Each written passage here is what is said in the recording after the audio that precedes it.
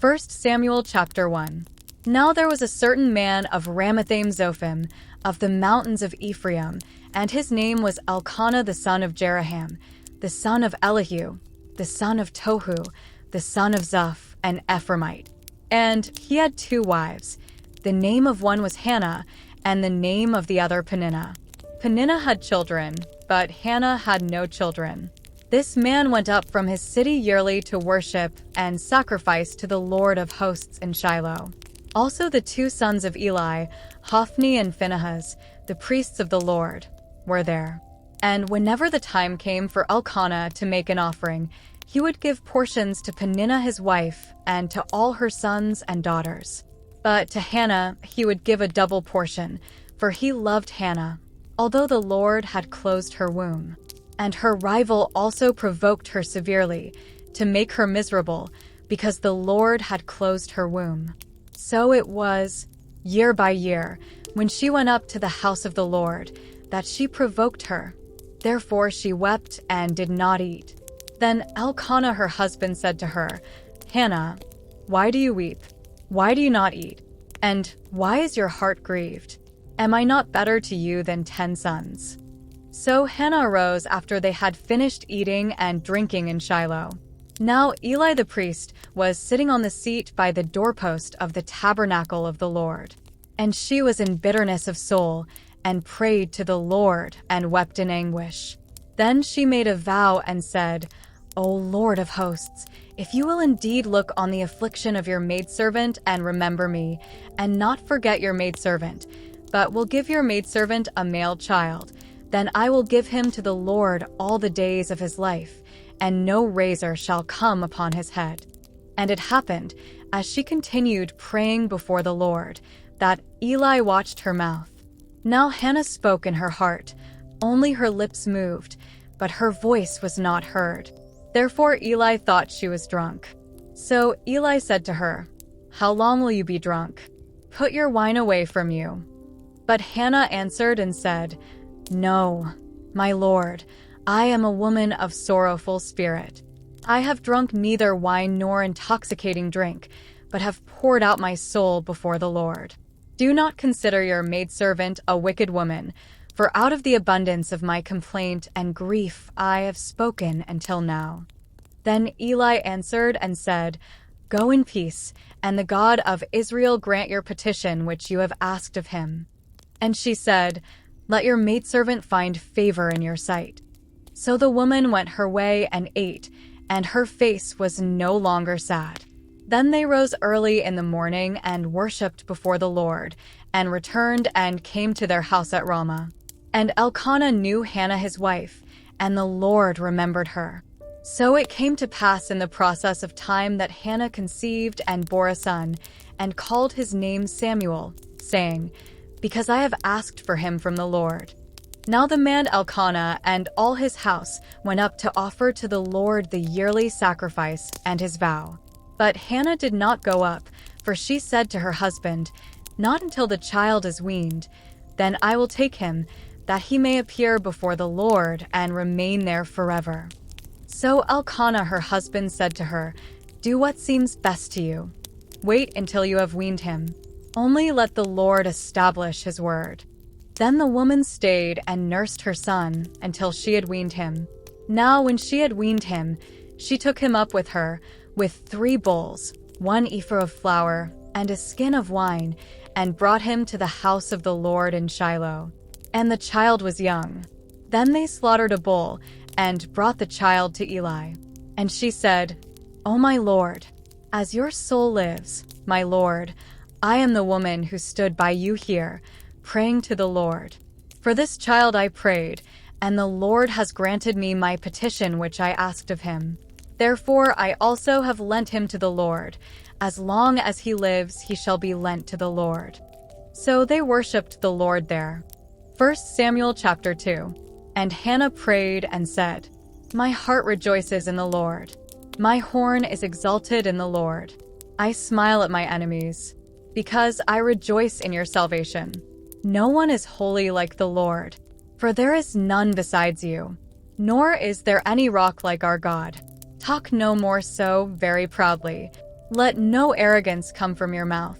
For the Lord is the God of knowledge, and by him actions are weighed. The bows of the mighty men are broken, and those who stumbled are girded with strength. Those who were full have hired themselves out for bread, and the hungry have ceased to hunger. Even the barren has borne 7, and she who has many children has become feeble. The Lord kills and makes alive. He brings down to the grave and brings up. The Lord makes poor and makes rich. He brings low and lifts up. He raises the poor from the dust and lifts the beggar from the ash heap, to set them among princes and make them inherit the throne of glory. For the pillars of the earth are the Lord's, and he has set the world upon them. He will guard the feet of his saints, but the wicked shall be silent in darkness. For by strength no man shall prevail. The adversaries of the Lord shall be broken in pieces. From heaven he will thunder against them. The Lord will judge the ends of the earth. He will give strength to his king, and exalt the horn of his anointed. Then Elkanah went to his house at Ramah, but the child ministered to the Lord before Eli the priest. Now the sons of Eli were corrupt. They did not know the Lord. And the priest's custom with the people was that when any man offered a sacrifice, the priest's servant would come with a 3-pronged flesh hook in his hand while the meat was boiling. Then he would thrust it into the pan, or kettle, or cauldron, or pot, and the priest would take for himself all that the flesh hook brought up. So they did in Shiloh to all the Israelites who came there. Also, before they burned the fat, the priest's servant would come and say to the man who sacrificed, "Give meat for roasting to the priest, for he will not take boiled meat from you, but raw." And if the man said to him, "They should really burn the fat first, then you may take as much as your heart desires," he would then answer him, "No, but you must give it now, and if not, I will take it by force." Therefore the sin of the young men was very great before the Lord, for men abhorred the offering of the Lord. But Samuel ministered before the Lord, even as a child, wearing a linen ephod. Moreover, his mother used to make him a little robe and bring it to him year by year when she came up with her husband to offer the yearly sacrifice. And Eli would bless Elkanah and his wife and say, "The Lord give you descendants from this woman for the loan that was given to the Lord." Then they would go to their own home. And the Lord visited Hannah, so that she conceived and bore 3 sons and 2 daughters. Meanwhile the child Samuel grew before the Lord. Now Eli was very old, and he heard everything his sons did to all Israel, and how they lay with the women who assembled at the door of the tabernacle of meeting. So he said to them, "Why do you do such things? For I hear of your evil dealings from all the people. No, my sons, for it is not a good report that I hear. You make the Lord's people transgress. If one man sins against another, God will judge him. But if a man sins against the Lord, who will intercede for him?" Nevertheless, they did not heed the voice of their father, because the Lord desired to kill them. And the child Samuel grew in stature, and in favor both with the Lord and men. Then a man of God came to Eli and said to him, "Thus says the Lord, did I not clearly reveal myself to the house of your father when they were in Egypt in Pharaoh's house? Did I not choose him out of all the tribes of Israel to be my priest, to offer upon my altar, to burn incense, and to wear an ephod before me? And did I not give to the house of your father all the offerings of the children of Israel made by fire? Why do you kick at my sacrifice and my offering which I have commanded in my dwelling place, and honor your sons more than me, to make yourselves fat with the best of all the offerings of Israel my people? Therefore the Lord God of Israel says, I said indeed that your house and the house of your father would walk before me forever.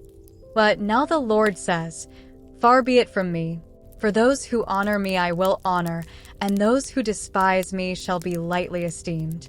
Behold, the days are coming that I will cut off your arm and the arm of your father's house, so that there will not be an old man in your house. and you will see an enemy in my dwelling place, despite all the good which God does for Israel.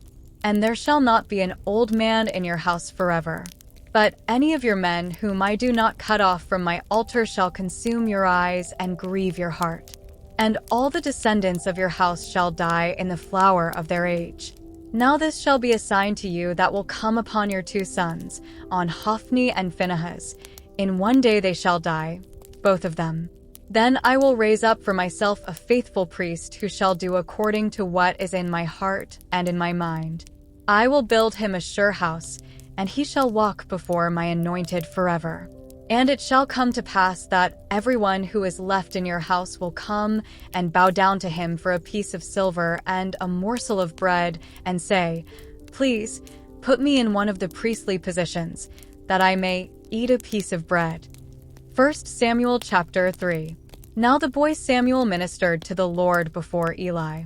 And the word of the Lord was rare in those days. There was no widespread revelation. And it came to pass at that time, while Eli was lying down in his place, and when his eyes had begun to grow so dim that he could not see, and before the lamp of God went out in the tabernacle of the Lord where the ark of God was, and while Samuel was lying down, that the Lord called Samuel. And he answered, Here I am. So he ran to Eli and said, Here I am, for you called me. And he said, I did not call. Lie down again.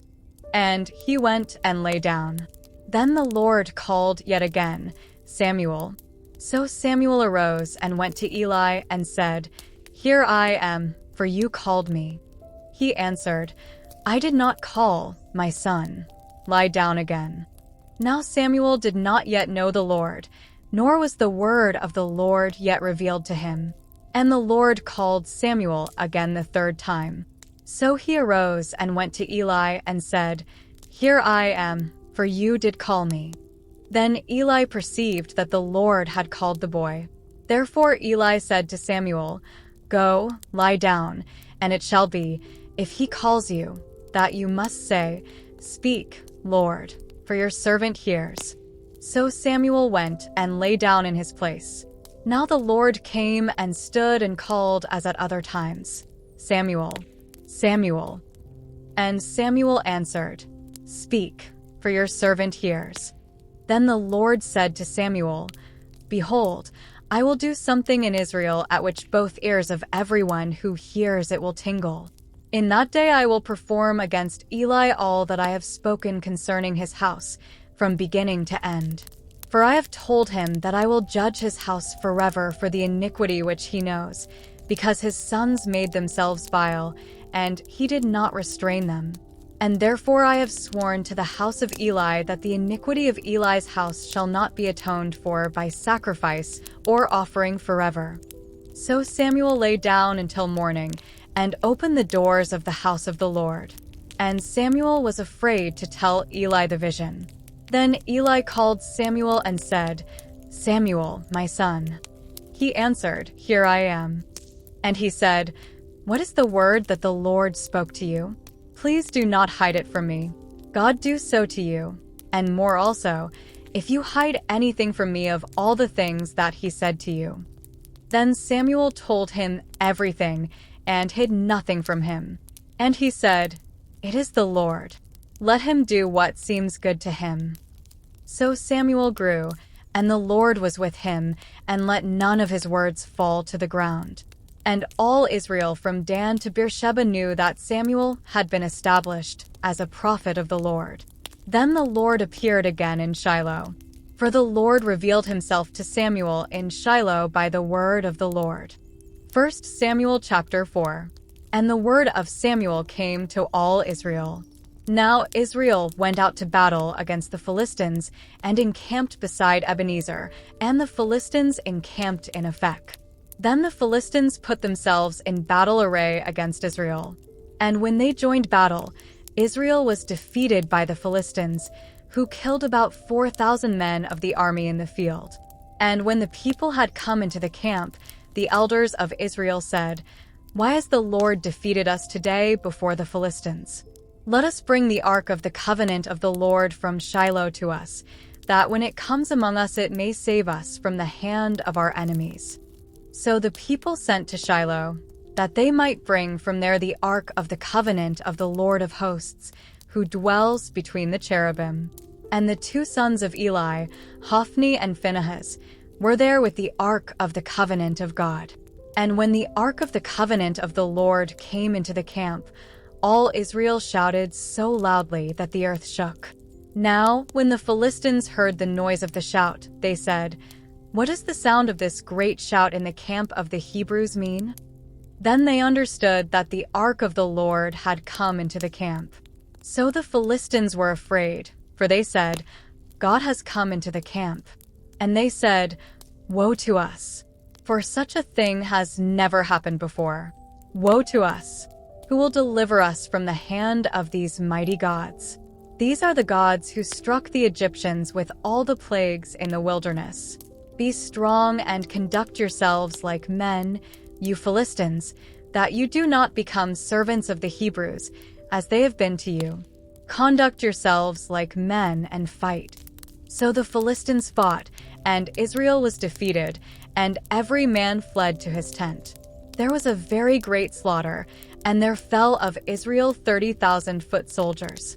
Also the ark of God was captured, and the two sons of Eli, Hophni and Phinehas, died. Then a man of Benjamin ran from the battle line the same day, and came to Shiloh with his clothes torn and dirt on his head. Now when he came, there was Eli, sitting on a seat by the wayside watching, for his heart trembled for the ark of God. And when the man came into the city and told it, all the city cried out. When Eli heard the noise of the outcry, he said, "What does the sound of this tumult mean?" And the man came quickly and told Eli. Eli was 98 years old, and his eyes were so dim that he could not see.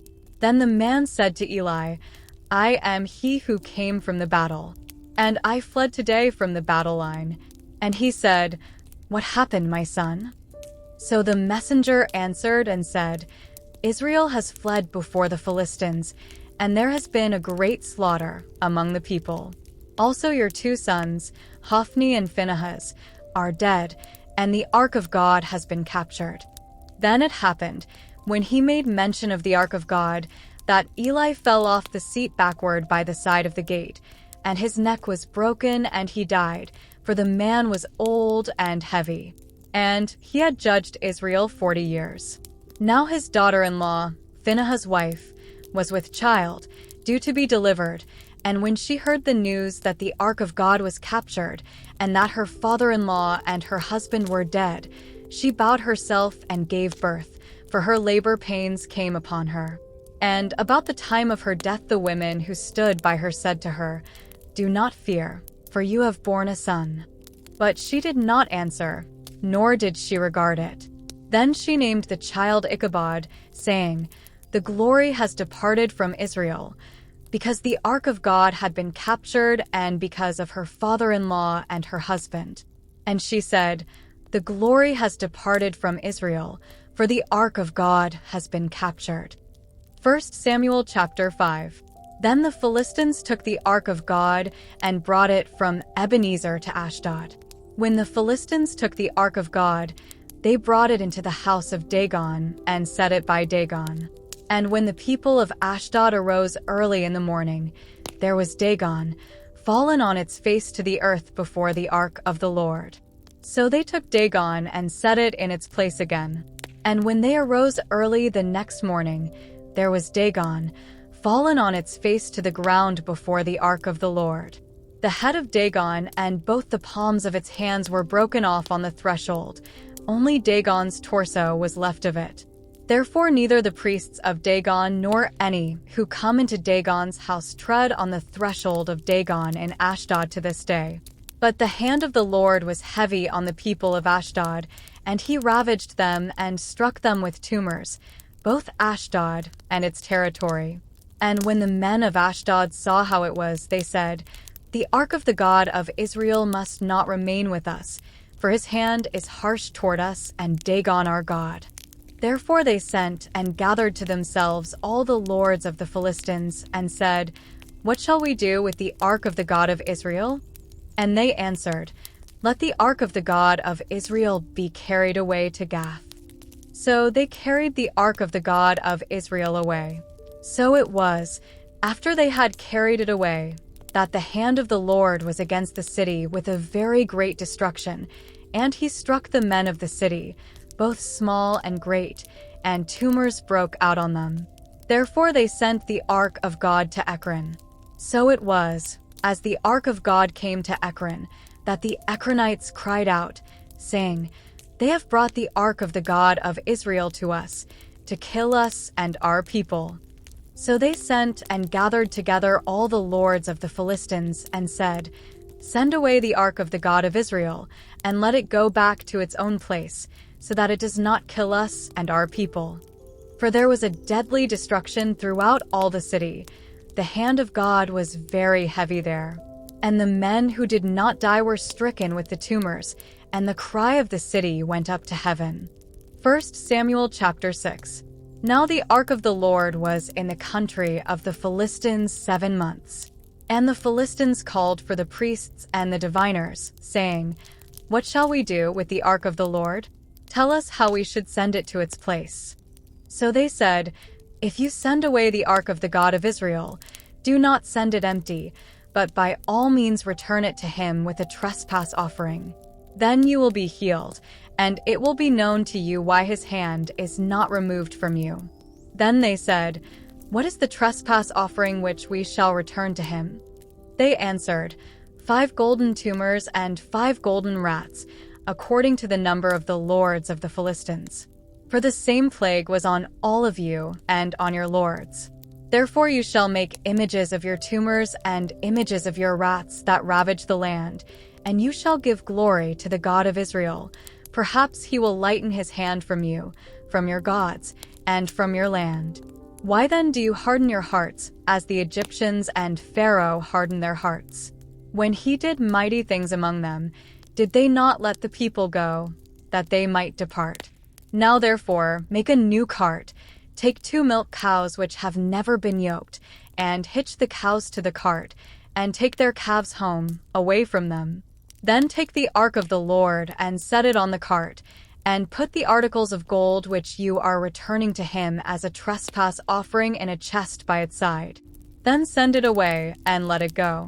And watch, if it goes up the road to its own territory, to Beth Shemesh, then he has done us this great evil.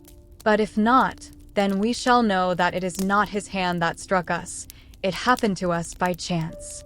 Then the men did so. They took 2 milk cows and hitched them to the cart, and shut up their calves at home. And they set the ark of the Lord on the cart, and the chest with the gold rats and the images of their tumors. Then the cows headed straight for the road to Beth Shemesh, and went along the highway, lowing as they went, and did not turn aside to the right hand or the left. And the lords of the Philistines went after them to the border of Beth Shemesh. Now the people of Beth Shemesh were reaping their wheat harvest in the valley, and they lifted their eyes and saw the ark, and rejoiced to see it. Then the cart came into the field of Joshua of Beth Shemesh, and stood there. A large stone was there. So they split the wood of the cart, and offered the cows as a burnt offering to the Lord. The Levites took down the ark of the Lord and the chest that was with it, in which were the articles of gold, and put them on the large stone. Then the men of Beth Shemesh offered burnt offerings and made sacrifices the same day to the Lord. So when the 5 lords of the Philistines had seen it, they returned to Ekron the same day. These are the golden tumors which the Philistines returned as a trespass offering to the Lord, 1 for Ashdod, 1 for Gaza, 1 for Ashkelon, 1 for Gath, 1 for Ekron. And the golden rats, according to the number of all the cities of the Philistines belonging to the 5 lords, both fortified cities and country villages, even as far as the large stone of Abel on which they set the ark of the Lord, which stone remains to this day in the field of Joshua of Beth Shemesh. Then he struck the men of Beth Shemesh, because they had looked into the ark of the Lord. He struck 50,070 men of the people, and the people lamented because the Lord had struck the people with a great slaughter. And the men of Beth Shemesh said, "Who is able to stand before this holy Lord God? And to whom shall it go up from us?" So they sent messengers to the inhabitants of Kirjath-jearim, saying, "The Philistines have brought back the ark of the Lord. Come down and take it up with you." 1 Samuel chapter 7. Then the men of Kirjath-jearim came and took the ark of the Lord, and brought it into the house of Abinadab on the hill, and consecrated Eleazar his son to keep the ark of the Lord. So it was that the ark remained in Kirjath-jearim a long time. It was there 20 years. And all the house of Israel lamented after the Lord. Then Samuel spoke to all the house of Israel, saying, "If you return to the Lord with all your hearts, then put away the foreign gods and the Ashtoreths from among you, and prepare your hearts for the Lord, and serve him only, and he will deliver you from the hand of the Philistines." So the children of Israel put away the Baals and the Ashtoreths, and served the Lord only. And Samuel said, "Gather all Israel to Mizpah, and I will pray to the Lord for you." So they gathered together at Mizpah, drew water, and poured it out before the Lord. And they fasted that day, and said there, "We have sinned against the Lord." And Samuel judged the children of Israel at Mizpah. Now when the Philistines heard that the children of Israel had gathered together at Mizpah, the lords of the Philistines went up against Israel. And when the children of Israel heard of it, they were afraid of the Philistines. So the children of Israel said to Samuel, "Do not cease to cry out to the Lord our God for us, that he may save us from the hand of the Philistines." And Samuel took a suckling lamb and offered it as a whole burnt offering to the Lord. Then Samuel cried out to the Lord for Israel, and the Lord answered him. Now as Samuel was offering up the burnt offering, the Philistines drew near to battle against Israel. But the Lord thundered with a loud thunder upon the Philistines that day, and so confused them that they were overcome before Israel. And the men of Israel went out of Mizpah and pursued the Philistines, and drove them back as far as below Beth-kar. Then Samuel took a stone and set it up between Mizpah and Shen, and called its name Ebenezer, saying, "Thus far the Lord has helped us." So the Philistines were subdued, and they did not come any more into the territory of Israel. And the hand of the Lord was against the Philistines all the days of Samuel. Then the cities which the Philistines had taken from Israel were restored to Israel, from Ekron to Gath, and Israel recovered its territory from the hands of the Philistines. Also there was peace between Israel and the Amorites.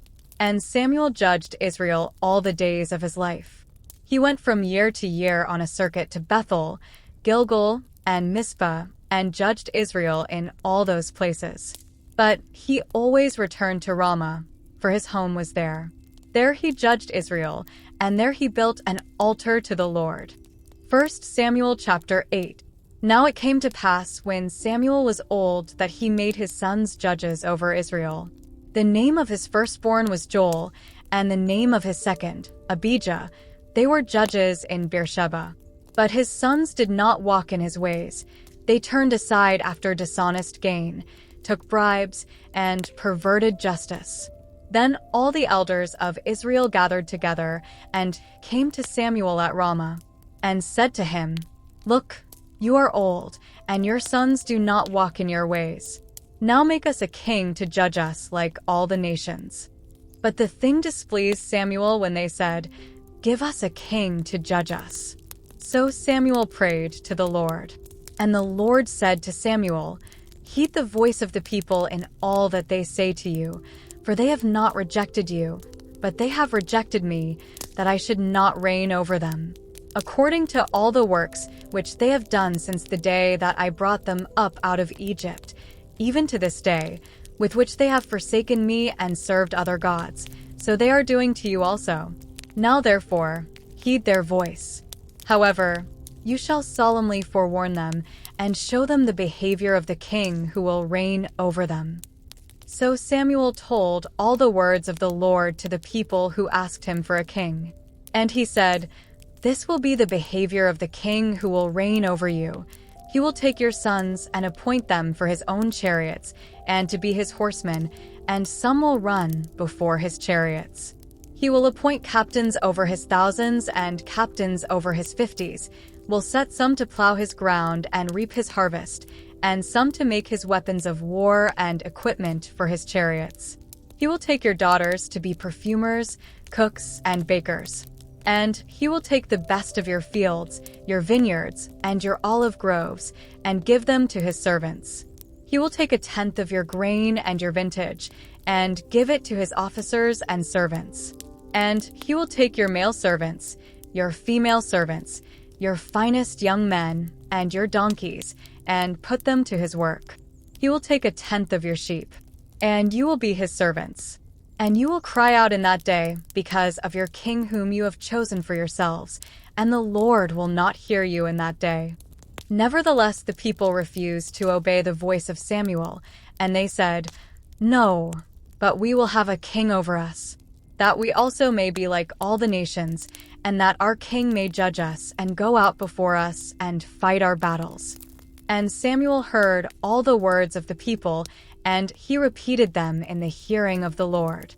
So the Lord said to Samuel, "Heed their voice, and make them a king."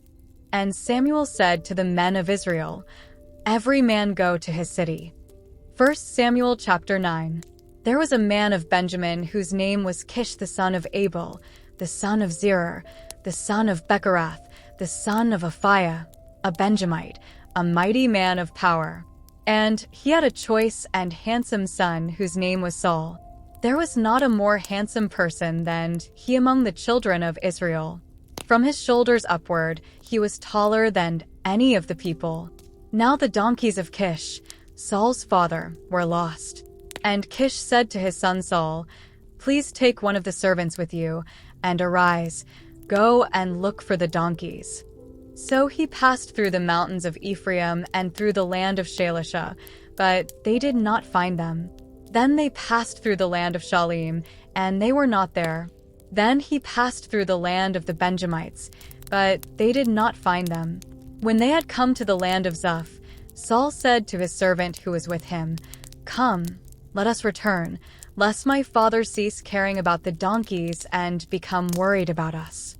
And he said to him, "Look now, there is in this city a man of God, and he is an honorable man.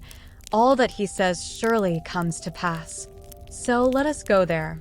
Perhaps he can show us the way that we should go." Then Saul said to his servant, "But look, if we go, what shall we bring the man? For the bread in our vessels is all gone, and there is no present to bring to the man of God. What do we have?"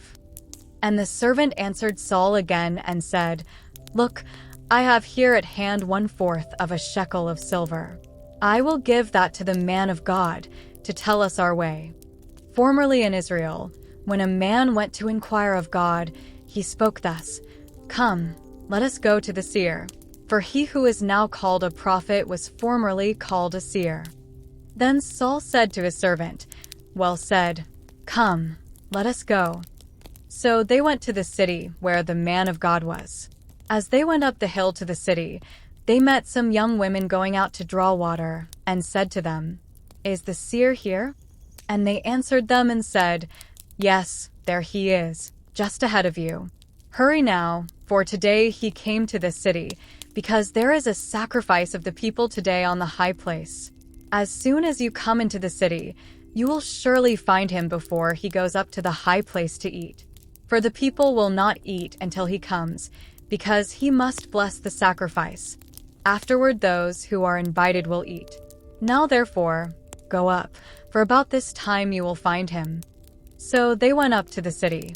As they were coming into the city, there was Samuel, coming out toward them on his way up to the high place.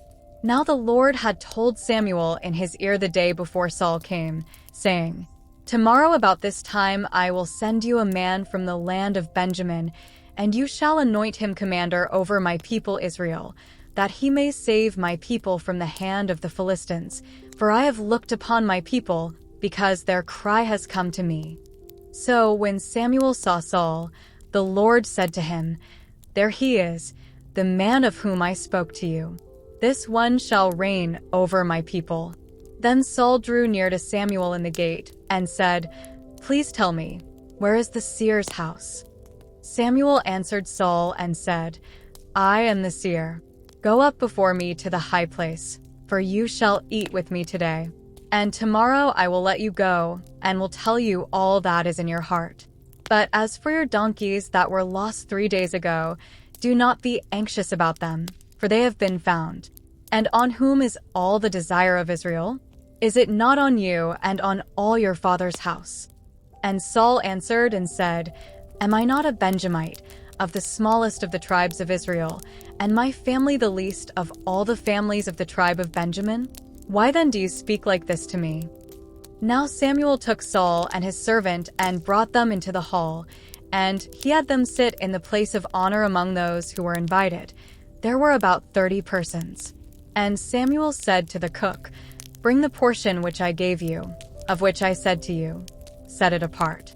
So the cook took up the thigh with its upper part and set it before Saul. And Samuel said, "Here it is. What was kept back? It was set apart for you. Eat. For until this time it has been kept for you, since I said I invited the people." So Saul ate with Samuel that day. When they had come down from the high place into the city, Samuel spoke with Saul on the top of the house. They arose early, and it was about the dawning of the day that Samuel called to Saul on the top of the house, saying, "Get up, that I may send you on your way." And Saul arose, and both of them went outside, he and Samuel. As they were going down to the outskirts of the city, Samuel said to Saul, "Tell the servant to go on ahead of us." And he went on, "But you stand here a while, that I may announce to you the word of God." 1 Samuel chapter 10. Then Samuel took a flask of oil and poured it on his head and kissed him and said, "Is it not because the Lord has anointed you commander over his inheritance? When you have departed from me today, you will find 2 men by Rachel's tomb in the territory of Benjamin at Zelzah, and they will say to you, 'The donkeys which you went to look for have been found.' And now your father has ceased caring about the donkeys and is worrying about you, saying, 'What shall I do about my son?' Then you shall go on forward from there and come to the terebinth tree of Tabor. There 3 men going up to God at Bethel will meet you, one carrying 3 young goats, another carrying 3 loaves of bread, and another carrying a skin of wine. And they will greet you and give you 2 loaves of bread, which you shall receive from their hands. After that you shall come to the hill of God, where the Philistine garrison is. And it will happen, when you have come there to the city, that you will meet a group of prophets coming down from the high place with a stringed instrument, a tambourine, a flute, and a harp before them, and they will be prophesying. Then the Spirit of the Lord will come upon you, and you will prophesy with them and be turned into another man. And let it be, when these signs come to you, that you do as the occasion demands, for God is with you. You shall go down before me to Gilgal, and surely I will come down to you to offer burnt offerings and make sacrifices of peace offerings. 7 days you shall wait, till I come to you and show you what you should do." So it was, when he had turned his back to go from Samuel, that God gave him another heart, and all those signs came to pass that day. When they came there to the hill, there was a group of prophets to meet him. Then the Spirit of God came upon him, and he prophesied among them. And it happened, when all who knew him formerly saw that he indeed prophesied among the prophets, that the people said to one another, "What is this that has come upon the son of Kish?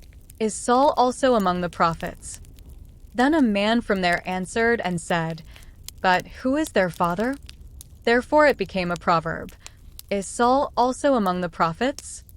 And when he had finished prophesying, he went to the high place. Then Saul's uncle said to him and his servant, "Where did you go?" So he said, "To look for the donkeys. When we saw that they were nowhere to be found, we went to Samuel. And Saul's uncle said, "Tell me, please, what Samuel said to you." So Saul said to his uncle, "He told us plainly that the donkeys had been found. But about the matter of the kingdom, he did not tell him what Samuel had said." Then Samuel called the people together to the Lord at Mizpah, and said to the children of Israel, "Thus says the Lord God of Israel, I brought up Israel out of Egypt, and delivered you from the hand of the Egyptians and from the hand of all kingdoms and from those who oppressed you. But you have today rejected your God, who himself saved you from all your adversities and your tribulations, and you have said to him, 'No, set a king over us.' Now therefore, present yourselves before the Lord by your tribes and by your clans." And when Samuel had caused all the tribes of Israel to come near, the tribe of Benjamin was chosen. When he had caused the tribe of Benjamin to come near by their families, the family of Matri was chosen. And Saul the son of Kish was chosen. But when they sought him, he could not be found. Therefore they inquired of the Lord further, "Has the man come here yet?" And the Lord answered, "There he is, hidden among the equipment." So they ran and brought him from there. And when he stood among the people, he was taller than any of the people from his shoulders upward. And Samuel said to all the people, "Do you see him whom the Lord has chosen, that there is no one like him among all the people?" So all the people shouted and said, "Long live the king." Then Samuel explained to the people the behavior of royalty, and wrote it in a book and laid it up before the Lord. And Samuel sent all the people away, every man to his house. And Saul also went home to Gibeah, and valiant men went with him, whose hearts God had touched. But some rebels said, "How can this man save us?" So they despised him and brought him no presents. But he held his peace. 1 Samuel chapter 11. Then Nahash the Ammonite came up and encamped against Jabesh Gilead, and all the men of Jabesh said to Nahash, "Make a covenant with us, and we will serve you." And Nahash the Ammonite answered them, "On this condition I will make a covenant with you, that I may put out all your right eyes, and bring reproach on all Israel." Then the elders of Jabesh said to him, "Hold off for 7 days, that we may send messengers to all the territory of Israel. And then, if there is no one to save us, we will come out to you." So the messengers came to Gibeah of Saul and told the news in the hearing of the people. And all the people lifted up their voices and wept. Now there was Saul, coming behind the herd from the field, and Saul said, "What troubles the people, that they weep?" And they told him the words of the men of Jabesh. Then the Spirit of God came upon Saul when he heard this news, and his anger was greatly aroused. So he took a yoke of oxen and cut them in pieces, and sent them throughout all the territory of Israel by the hands of messengers, saying, "Whoever does not go out with Saul and Samuel to battle, so it shall be done to his oxen." And the fear of the Lord fell on the people, and they came out with one consent. When he numbered them in Bezek, the children of Israel were 300,000, and the men of Judah 30,000. And they said to the messengers who came, "Thus you shall say to the men of Jabesh Gilead, tomorrow, by the time the sun is hot, you shall have help." Then the messengers came and reported it to the men of Jabesh, and they were glad. Therefore the men of Jabesh said, "Tomorrow we will come out to you, and you may do with us whatever seems good to you." So it was, on the next day, that Saul put the people in 3 companies, and they came into the midst of the camp in the morning watch, and killed Ammonites until the heat of the day. And it happened that those who survived were scattered, so that no 2 of them were left together. Then the people said to Samuel, "Who is he who said, 'Shall Saul reign over us?' Bring the men, that we may put them to death." But Saul said, "Not a man shall be put to death this day, for today the Lord has accomplished salvation in Israel." Then Samuel said to the people, "Come, let us go to Gilgal and renew the kingdom there." So all the people went to Gilgal, and there they made Saul king before the Lord in Gilgal. There they made sacrifices of peace offerings before the Lord, and there Saul and all the men of Israel rejoiced greatly. 1 Samuel chapter 12. Now Samuel said to all Israel, "Indeed I have heeded your voice in all that you said to me, and have made a king over you. And now here is the king walking before you. And I am old and gray-headed, and look, my sons are with you. I have walked before you from my childhood to this day. Here I am. Witness against me before the Lord and before his anointed. Whose ox have I taken, or whose donkey have I taken, or whom have I cheated? Whom have I oppressed, or from whose hand have I received any bribe with which to blind my eyes? I will restore it to you." And they said, "You have not cheated us or oppressed us, nor have you taken anything from any man's hand." Then he said to them, "The Lord is witness against you, and his anointed is witness this day, that you have not found anything in my hand." And they answered, "He is witness." Then Samuel said to the people, "It is the Lord who raised up Moses and Aaron, and who brought your fathers up from the land of Egypt. Now therefore, stand still, that I may reason with you before the Lord concerning all the righteous acts of the Lord which he did to you and your fathers. When Jacob had gone into Egypt, and your fathers cried out to the Lord, then the Lord sent Moses and Aaron, who brought your fathers out of Egypt and made them dwell in this place. And when they forgot the Lord their God, he sold them into the hand of Sisera, commander of the army of Hazu, into the hand of the Philistines, and into the hand of the king of Moab, and they fought against them. Then they cried out to the Lord and said, "We have sinned, because we have forsaken the Lord and served the Baals and Ashtoreths. But now deliver us from the hand of our enemies, and we will serve you." And the Lord sent Jerubbaal, Bedan, Jephthah, and Samuel, and delivered you out of the hand of your enemies on every side, and you dwelt in safety. And when you saw that Nahash king of the Ammonites came against you, you said to me, "No, but a king shall reign over us, when the Lord your God was your king." Now therefore, here is the king whom you have chosen and whom you have desired. And take note, the Lord has set a king over you. If you fear the Lord and serve him and obey his voice, and do not rebel against the commandment of the Lord, then both you and the king who reigns over you will continue following the Lord your God. However, if you do not obey the voice of the Lord, but rebel against the commandment of the Lord, then the hand of the Lord will be against you, as it was against your fathers. Now therefore, stand and see this great thing which the Lord will do before your eyes. Is today not the wheat harvest? I will call to the Lord, and he will send thunder and rain, that you may perceive and see that your wickedness is great, which you have done in the sight of the Lord, in asking a king for yourselves. So Samuel called to the Lord, and the Lord sent thunder and rain that day, and all the people greatly feared the Lord and Samuel. And all the people said to Samuel, "Pray for your servants to the Lord your God, that we may not die, for we have added to all our sins the evil of asking a king for ourselves." Then Samuel said to the people, "Do not fear. You have done all this wickedness, yet do not turn aside from following the Lord, but serve the Lord with all your heart. And do not turn aside, for then you would go after empty things which cannot profit or deliver, for they are nothing. For the Lord will not forsake his people, for his great name's sake, because it has pleased the Lord to make you his people. Moreover, as for me, far be it from me that I should sin against the Lord in ceasing to pray for you, but I will teach you the good and the right way. Only fear the Lord, and serve him in truth with all your heart, for consider what great things he has done for you.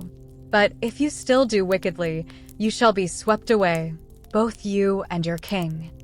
1 Samuel chapter 13. Saul reigned 1 year, and when he had reigned 2 years over Israel, Saul chose for himself 3,000 men of Israel, 2,000 were with Saul in Michmash and in the mountains of Bethel, and 1,000 were with Jonathan in Gibeah of Benjamin. The rest of the people he sent away, every man to his tent. And Jonathan attacked the garrison of the Philistines that was in Geba, and the Philistines heard of it. Then Saul blew the trumpet throughout all the land, saying, "Let the Hebrews hear."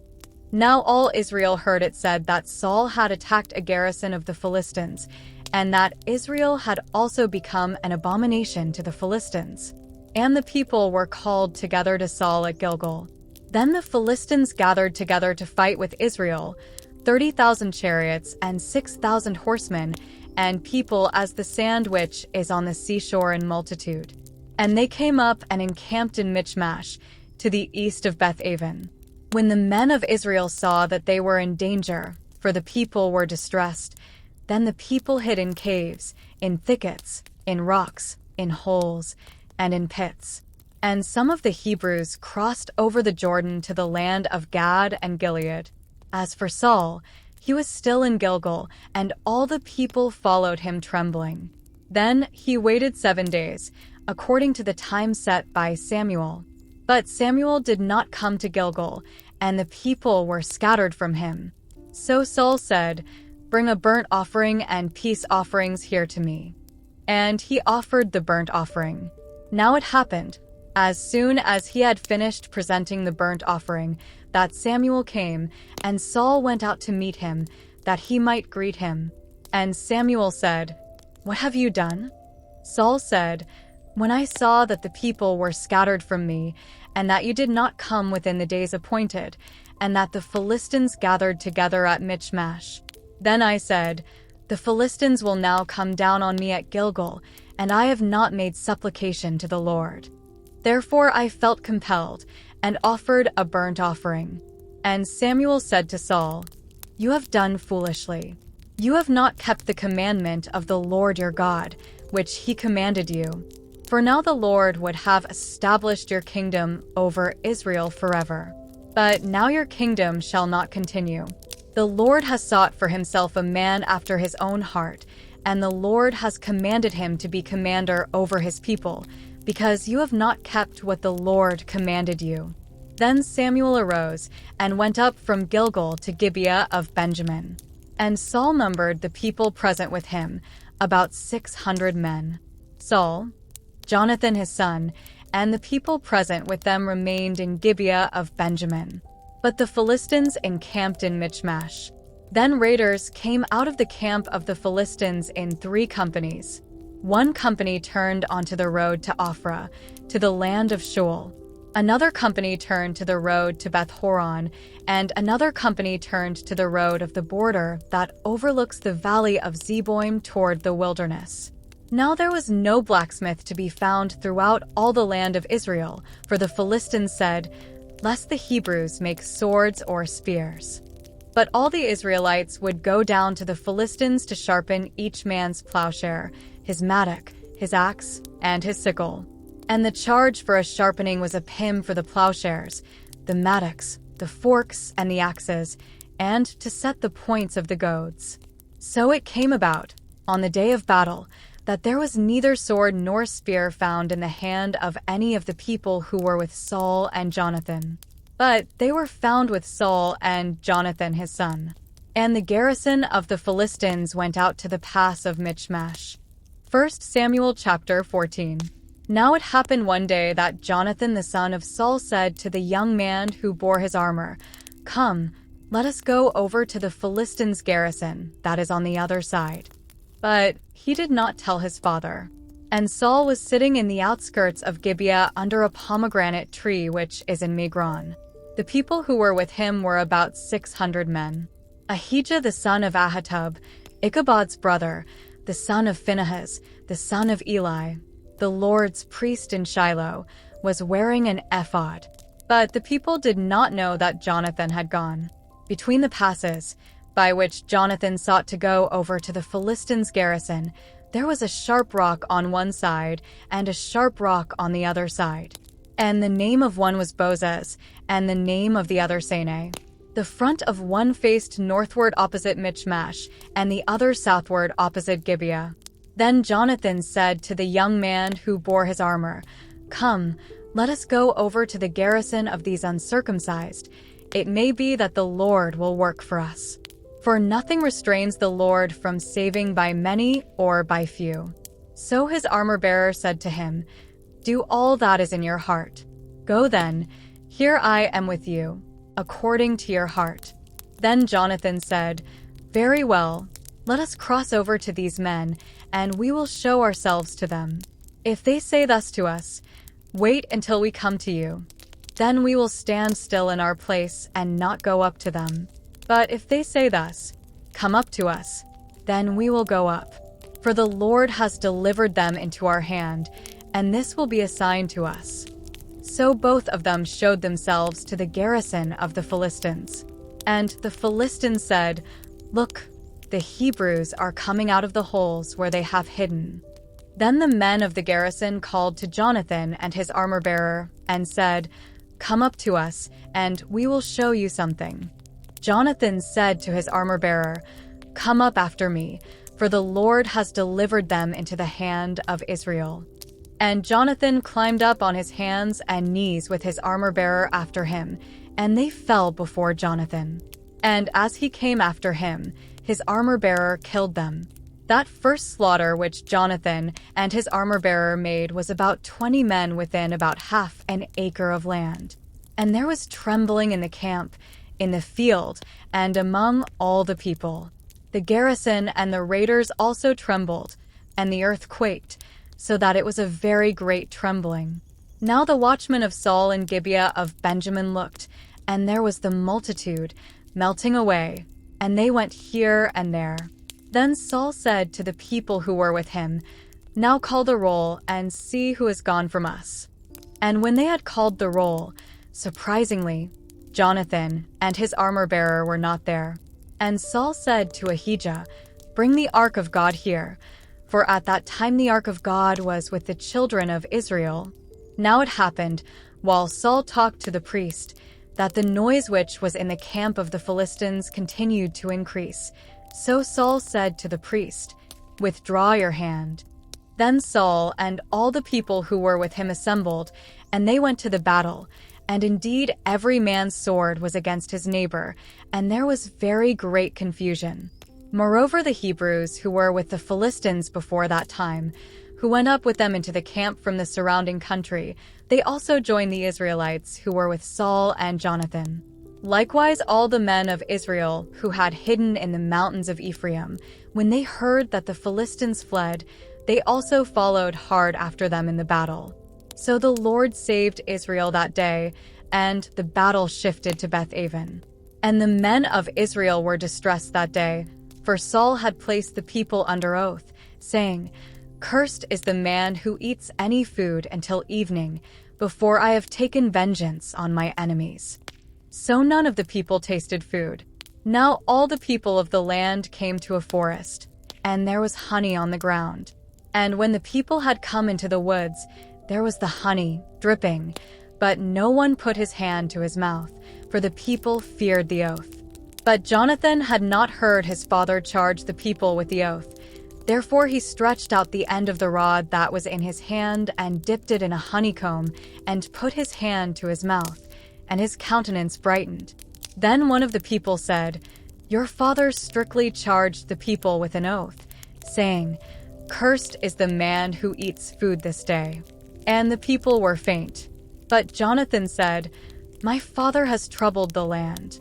Look now, how my countenance has brightened because I tasted a little of this honey. How much better if the people had eaten freely today of the spoil of their enemies, which they found. For now would there not have been a much greater slaughter among the Philistines." Now they had driven back the Philistines that day from Michmash to Aijalon. So the people were very faint. And the people rushed on the spoil, and took sheep, oxen, and calves, and slaughtered them on the ground, and the people ate them with the blood. Then they told Saul, saying, "Look, the people are sinning against the Lord by eating with the blood." So he said, "You have dealt treacherously. Roll a large stone to me this day." Then Saul said, "Disperse yourselves among the people, and say to them, 'Bring me here every man's ox and every man's sheep. Slaughter them here and eat, and do not sin against the Lord by eating with the blood.'" So every one of the people brought his ox with him that night and slaughtered it there. Then Saul built an altar to the Lord. This was the first altar that he built to the Lord. Now Saul said, "Let us go down after the Philistines by night and plunder them until the morning light, and let us not leave a man of them." And they said, "Do whatever seems good to you." Then the priest said, "Let us draw near to God here." So Saul asked counsel of God, "Shall I go down after the Philistines? Will you deliver them into the hand of Israel?" But he did not answer him that day. And Saul said, "Come over here, all you chiefs of the people, and know and see what this sin was today. For as the Lord lives, who saves Israel, though it be in Jonathan my son, he shall surely die." But not a man among all the people answered him. Then he said to all Israel, "You be on one side, and my son Jonathan, and I will be on the other side." And the people said to Saul, "Do what seems good to you." Therefore Saul said to the Lord God of Israel, "Give a perfect lot." So Saul and Jonathan were taken, but the people escaped. And Saul said, "Cast lots between my son Jonathan and me." So Jonathan was taken. Then Saul said to Jonathan, "Tell me what you have done." And Jonathan told him and said, "I only tasted a little honey with the end of the rod that was in my hand. So now I must die." Saul answered, "God do so and more also, for you shall surely die, Jonathan." But the people said to Saul, "Shall Jonathan die, who has accomplished this great deliverance in Israel?" "Certainly not. As the Lord lives, not one hair of his head shall fall to the ground, for he has worked with God this day." So the people rescued Jonathan, and he did not die. Then Saul returned from pursuing the Philistines, and the Philistines went to their own place. So Saul established his sovereignty over Israel, and fought against all his enemies on every side, against Moab, against the people of Ammon, against Edom, against the kings of Zobah, and against the Philistines. Wherever he turned, he harassed them. And he gathered an army and attacked the Amalekites, and delivered Israel from the hands of those who plundered them. The sons of Saul were Jonathan, Jeshua, and Malchishua. And the names of his 2 daughters were these: the name of the firstborn Merab, and the name of the younger Michal. The name of Saul's wife was Ahinoam, the daughter of Ahimaaz. And the name of the commander of his army was Abner the son of Ner, Saul's uncle. Kish was the father of Saul, and the father of Abner was the son of Abel. Now there was fierce war with the Philistines all the days of Saul. And when Saul saw any strong man or any valiant man, he took him for himself. 1 Samuel chapter 15. Samuel also said to Saul, "The Lord sent me to anoint you king over his people, over Israel. Now therefore, heed the voice of the words of the Lord. Thus says the Lord of hosts, I will punish Amalek for what he did to Israel, how he ambushed him on the way when he came up from Egypt. Now go and attack Amalek and utterly destroy all that they have, and do not spare them, but kill both man and woman, infant and nursing child, ox and sheep, camel and donkey." So Saul gathered the people together and numbered them in Telaim, 200,000 foot soldiers and 10,000 men of Judah. And Saul came to a city of Amalek and lay in wait in the valley. Then Saul said to the Kenite, "Go, depart, get down from among the Amalekites, lest I destroy you with them. For you showed kindness to all the children of Israel when they came up out of Egypt." So the Kenite departed from among the Amalekites. And Saul attacked the Amalekites from Havilah all the way to Shur, which is east of Egypt. He also took Agag, king of the Amalekites, alive, and utterly destroyed all the people with the edge of the sword. But Saul and the people spared Agag and the best of the sheep, the oxen, the fatlings, the lambs, and all that was good, and were unwilling to utterly destroy them. But everything despised and worthless, that they utterly destroyed. Now the word of the Lord came to Samuel, saying, I greatly regret that I have set up Saul as king, for he has turned back from following me and has not performed my commandments. And it grieved Samuel, and he cried out to the Lord all night. So when Samuel rose early in the morning to meet Saul, it was told Samuel, saying, Saul went to Carmel, and indeed, he set up a monument for himself, and he has gone on around, passed by, and gone down to Gilgal. Then Samuel went to Saul, and Saul said to him, Blessed are you of the Lord. I have performed the commandment of the Lord. But Samuel said, What then is this bleating of the sheep in my ears, and the lowing of the oxen which I hear?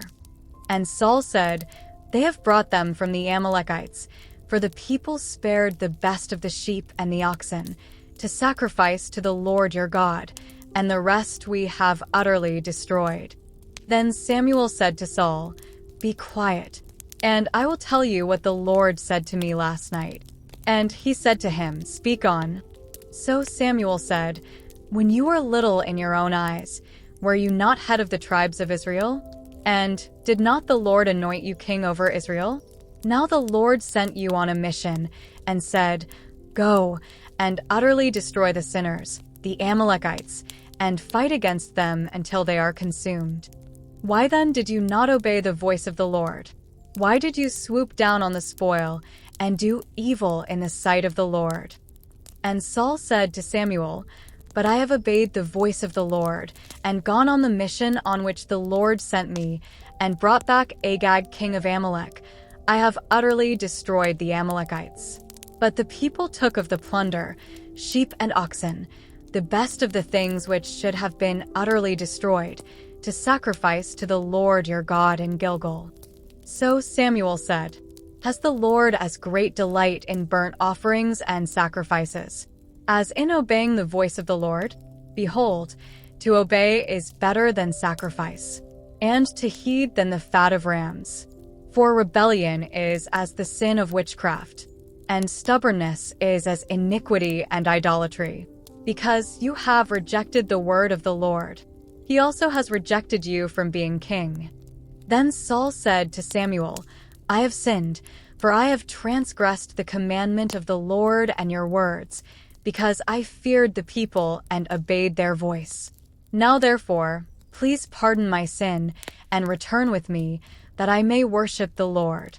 But Samuel said to Saul, I will not return with you, for you have rejected the word of the Lord, and the Lord has rejected you from being king over Israel. And as Samuel turned around to go away, Saul seized the edge of his robe, and it tore. So Samuel said to him, The Lord has torn the kingdom of Israel from you today, and has given it to a neighbor of yours, who is better than you.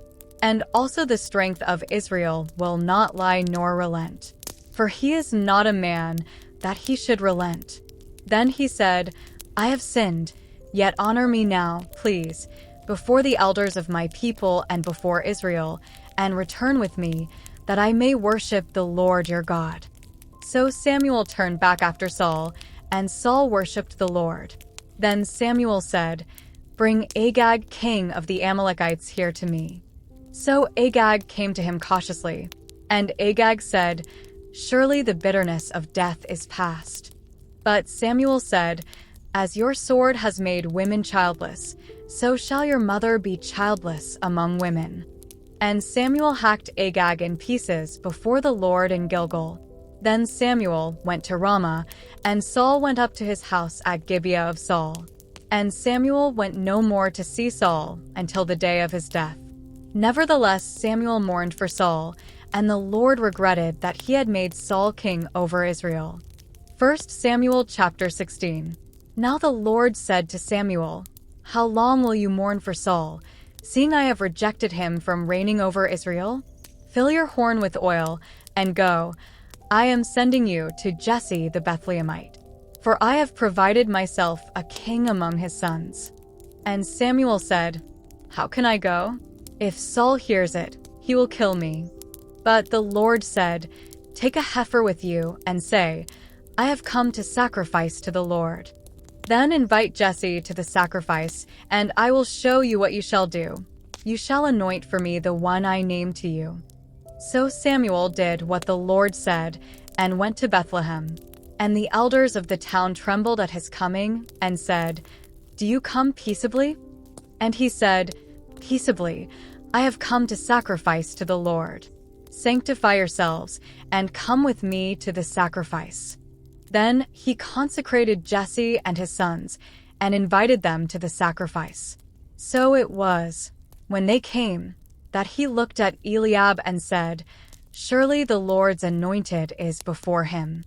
But the Lord said to Samuel, "Do not look at his appearance or at his physical stature, because I have refused him. For the Lord does not see as man sees, for man looks at the outward appearance, but the Lord looks at the heart."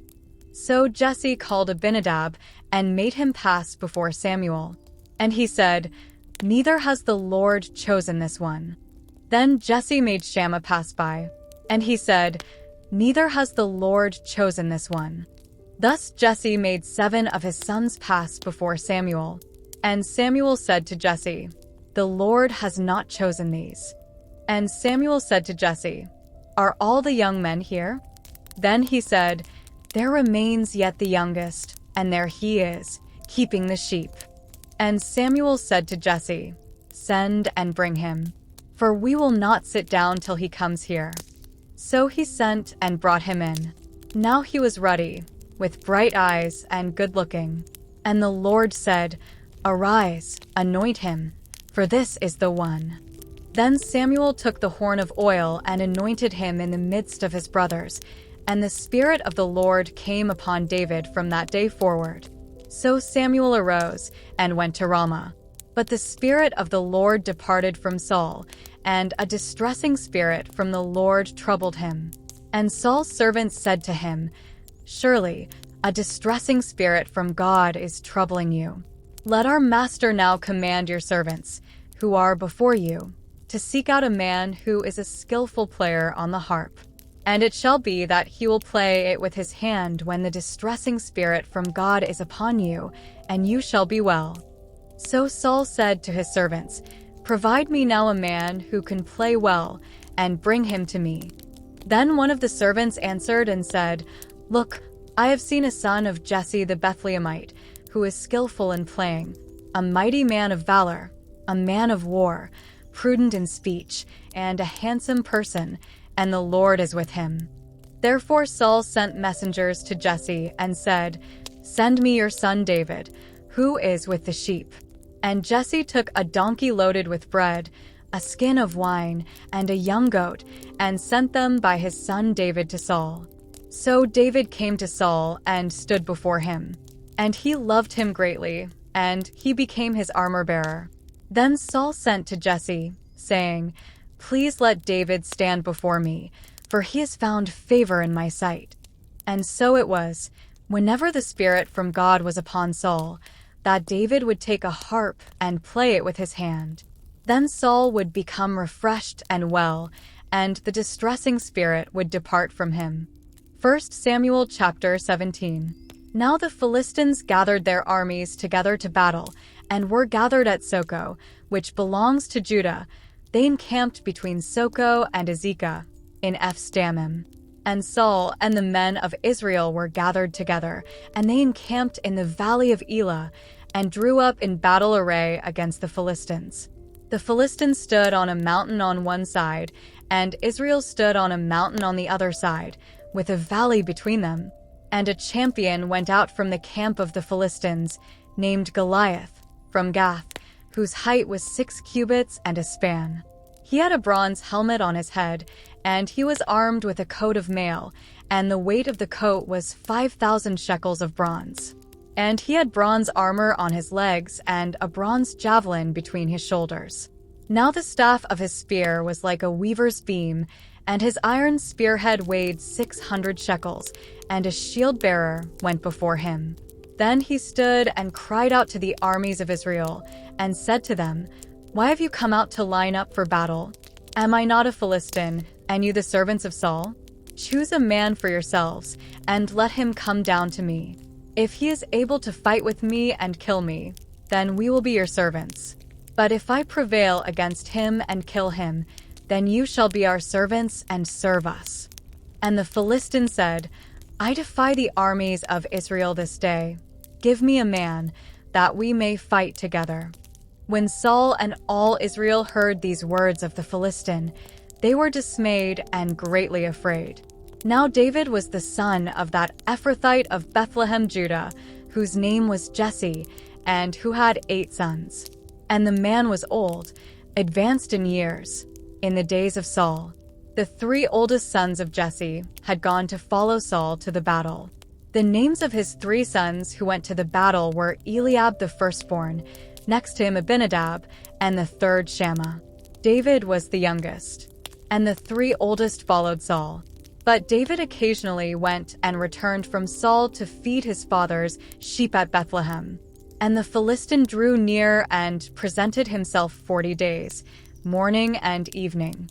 Then Jesse said to his son David, "Take now for your brothers an ephah of this dried grain and these 10 loaves, and run to your brothers at the camp. And carry these 10 cheeses to the captain of their 1,000, and see how your brothers fare, and bring back news of them." Now Saul and they and all the men of Israel were in the valley of Elah, fighting with the Philistines. So David rose early in the morning, left the sheep with a keeper, and took the things and went as Jesse had commanded him. And he came to the camp as the army was going out to the fight and shouting for the battle. For Israel and the Philistines had drawn up in battle array, army against army. And David left his supplies in the hand of the supply keeper, ran to the army, and came and greeted his brothers. Then, as he talked with them, there was the champion, the Philistine of Gath, Goliath by name, coming up from the armies of the Philistines, and he spoke according to the same words. So David heard them, and all the men of Israel, when they saw the man, fled from him and were dreadfully afraid. So the men of Israel said, "Have you seen this man who has come up? Surely he has come up to defy Israel, and it shall be that the man who kills him the king will enrich with great riches, will give him his daughter, and give his father's house exemption from taxes in Israel." Then David spoke to the men who stood by him, saying, "What shall be done for the man who kills this Philistine and takes away the reproach from Israel? For who is this uncircumcised Philistine, that he should defy the armies of the living God?" And the people answered him in this manner, saying, "So shall it be done for the man who kills him." Now Eliab his oldest brother heard when he spoke to the men, and Eliab's anger was aroused against David, and he said, "Why did you come down here? And with whom have you left those few sheep in the wilderness? I know your pride and the insolence of your heart, for you have come down to see the battle." And David said, "What have I done now? Is there not a cause?" Then he turned from him toward another and said the same thing, and these people answered him as the first ones did. Now when the words which David spoke were heard, they reported them to Saul, and he sent for him. Then David said to Saul, "Let no man's heart fail because of him. Your servant will go and fight with this Philistine." And Saul said to David, "You are not able to go against this Philistine to fight with him, for you are a youth, and he a man of war from his youth." But David said to Saul, "Your servant used to keep his father's sheep, and when a lion or a bear came and took a lamb out of the flock, I went out after it and struck it, and delivered the lamb from its mouth. And when it arose against me, I caught it by its beard, and struck and killed it. Your servant has killed both lion and bear, and this uncircumcised Philistine will be like one of them, seeing he has defied the armies of the living God."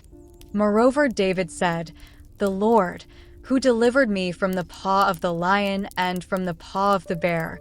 He will deliver me from the hand of this Philistine." And Saul said to David, "Go, and the Lord be with you." So Saul clothed David with his armor, and he put a bronze helmet on his head. He also clothed him with a coat of mail. David fastened his sword to his armor and tried to walk, for he had not tested them. And David said to Saul, "I cannot walk with these, for I have not tested them." So David took them off. Then he took his staff in his hand, and he chose for himself 5 smooth stones from the brook, and put them in a shepherd's bag, in a pouch which he had, and his sling was in his hand. And he drew near to the Philistine. So the Philistine came and began drawing near to David, and the man who bore the shield went before him. And when the Philistine looked about and saw David, he disdained him, for he was only a youth, ruddy and good-looking. So the Philistine said to David, "Am I a dog, that you come to me with sticks?" And the Philistine cursed David by his gods. And the Philistine said to David, "Come to me, and I will give your flesh to the birds of the air and the beasts of the field." Then David said to the Philistine, "You come to me with a sword, with a spear, and with a javelin. But I come to you in the name of the Lord of hosts, the God of the armies of Israel, whom you have defied. This day the Lord will deliver you into my hand, and I will strike you and take your head from you. And this day I will give the carcasses of the camp of the Philistines to the birds of the air and the wild beasts of the earth, that all the earth may know that there is a God in Israel. Then all this assembly shall know that the Lord does not save with sword and spear, for the battle is the Lord's, and he will give you into our hands." So it was, when the Philistine arose and came and drew near to meet David, that David hurried and ran toward the army to meet the Philistine. Then David put his hand in his bag and took out a stone, and he slung it and struck the Philistine in his forehead, so that the stone sank into his forehead, and he fell on his face to the earth. So David prevailed over the Philistine with a sling and a stone, and struck the Philistine and killed him. But there was no sword in the hand of David. Therefore David ran and stood over the Philistine, took his sword and drew it out of its sheath and killed him, and cut off his head with it. And when the Philistines saw that their champion was dead, they fled. Now the men of Israel and Judah arose and shouted, and pursued the Philistines as far as the entrance of the valley and to the gates of Ekron. And the wounded of the Philistines fell along the road to Shaaraim, even as far as Gath and Ekron. Then the children of Israel returned from chasing the Philistines, and they plundered their tents. And David took the head of the Philistine and brought it to Jerusalem, but he put his armor in his tent. When Saul saw David going out against the Philistine, he said to Abner, the commander of the army, "Abner, whose son is this youth?" And Abner said, "As your soul lives, O king, I do not know." So the king said, "Inquire whose son this young man is." Then, as David returned from the slaughter of the Philistine, Abner took him and brought him before Saul with the head of the Philistine in his hand. And Saul said to him, "Whose son are you, young man?" So David answered, "I am the son of your servant, Jesse the Bethlehemite." 1 Samuel chapter 18. Now when he had finished speaking to Saul, the soul of Jonathan was knit to the soul of David, and Jonathan loved him as his own soul. Saul took him that day and would not let him go home to his father's house anymore. Then Jonathan and David made a covenant, because he loved him as his own soul. And Jonathan took off the robe that was on him and gave it to David, with his armor, even to his sword and his bow and his belt. So David went out wherever Saul sent him and behaved wisely. And Saul set him over the men of war, and he was accepted in the sight of all the people and also in the sight of Saul's servants. Now it had happened as they were coming home, when David was returning from the slaughter of the Philistine, that the women had come out of all the cities of Israel, singing and dancing, to meet King Saul, with tambourines, with joy, and with musical instruments. So the women sang as they danced and said, "Saul has slain his thousands, and David his 10,000s." Then Saul was very angry, and the saying displeased him, and he said, "They have ascribed to David 10,000s, and to me they have ascribed only thousands. Now what more can he have but the kingdom?" So Saul eyed David from that day forward. And it happened on the next day that the distressing spirit from God came upon Saul, and he prophesied inside the house. So David played music with his hand, as at other times, but there was a spear in Saul's hand. And Saul cast the spear, for he said, "I will pin David to the wall." But David escaped his presence twice. Now Saul was afraid of David, because the Lord was with him, but had departed from Saul. Therefore Saul removed him from his presence, and made him his captain over 1,000, and he went out and came in before the people. And David behaved wisely in all his ways, and the Lord was with him. Therefore, when Saul saw that he behaved very wisely, he was afraid of him. But all Israel and Judah loved David, because he went out and came in before them. Then Saul said to David, "Here is my older daughter Merab. I will give her to you as a wife. Only be valiant for me, and fight the Lord's battles." For Saul thought, "Let my hand not be against him, but let the hand of the Philistines be against him." So David said to Saul, "Who am I, and what is my life or my father's family in Israel, that I should be son-in-law to the king?" But it happened at the time when Merab, Saul's daughter, should have been given to David, that she was given to Adriel the Mahalathite as a wife. Now Michal, Saul's daughter, loved David. And they told Saul, and the thing pleased him. So Saul said, "I will give her to him, that she may be a snare to him, and that the hand of the Philistines may be against him." Therefore Saul said to David a second time, "You shall be my son-in-law today." And Saul commanded his servants, "Communicate with David secretly and say, 'Look, the king has delight in you, and all his servants love you. Now therefore, become the king's son-in-law.'" So Saul's servants spoke those words in the hearing of David. And David said, "Does it seem to you a light thing to be a king's son-in-law, seeing I am a poor and lightly esteemed man?" And the servants of Saul told him, saying, "In this manner David spoke." Then Saul said, "Thus you shall say to David, 'The king does not desire any dowry but 100 foreskins of the Philistines, to take vengeance on the king's enemies.'" But Saul thought to make David fall by the hand of the Philistines. So when his servants told David these words, it pleased David well to become the king's son-in-law. Now the days had not expired. Therefore David arose and went, he and his men, and killed 200 men of the Philistines. And David brought their foreskins, and they gave them in full count to the king, that he might become the king's son-in-law. Then Saul gave him Michal his daughter as a wife. Thus Saul saw and knew that the Lord was with David, and that Michal, Saul's daughter, loved him.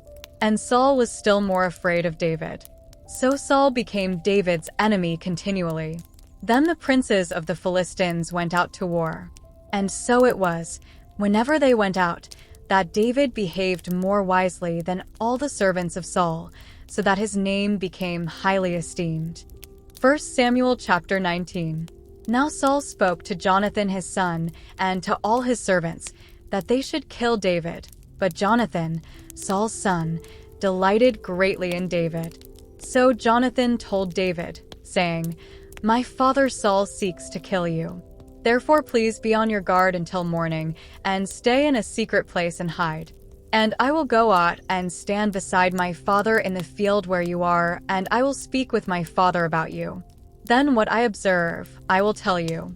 Thus Jonathan spoke well of David to Saul his father, and said to him, "Let not the king sin against his servant, against David, because he has not sinned against you, and because his works have been very good toward you.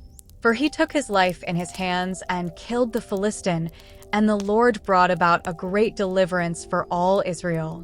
You saw it and rejoiced. Why then will you sin against innocent blood to kill David without a cause?" So Saul heeded the voice of Jonathan, and Saul swore, "As the Lord lives, he shall not be killed." Then Jonathan called David, and Jonathan told him all these things. So Jonathan brought David to Saul, and he was in his presence, as in times past. And there was war again, and David went out and fought with the Philistines, and struck them with a mighty blow, and they fled from him. Now the distressing spirit from the Lord came upon Saul as he sat in his house with his spear in his hand. And David was playing music with his hand. Then Saul sought to pin David to the wall with the spear, but he slipped away from Saul's presence, and he drove the spear into the wall. So David fled and escaped that night. Saul also sent messengers to David's house to watch him and to kill him in the morning. And Michal, David's wife, told him, saying, "If you do not save your life tonight, tomorrow you will be killed." So Michal let David down through a window, and he went and fled and escaped. And Michal took an image and laid it in the bed, put a cover of goat's hair for his head, and covered it with clothes. So when Saul sent messengers to take David, she said, "He is sick." Then Saul sent the messengers back to see David, saying, "Bring him up to me in the bed, that I may kill him." And when the messengers had come in, there was the image in the bed, with a cover of goat's hair for his head. Then Saul said to Michal, "Why have you deceived me like this, and sent my enemy away, so that he has escaped?" And Michal answered Saul, "He said to me, 'Let me go. Why should I kill you?'" So David fled and escaped, and went to Samuel at Ramah, and told him all that Saul had done to him. And he and Samuel went and stayed in Naioth. Now it was told Saul, saying, "Take note, David is at Naioth in Ramah." Then Saul sent messengers to take David. And when they saw the group of prophets prophesying, and Samuel standing as leader over them, the Spirit of God came upon the messengers of Saul, and they also prophesied.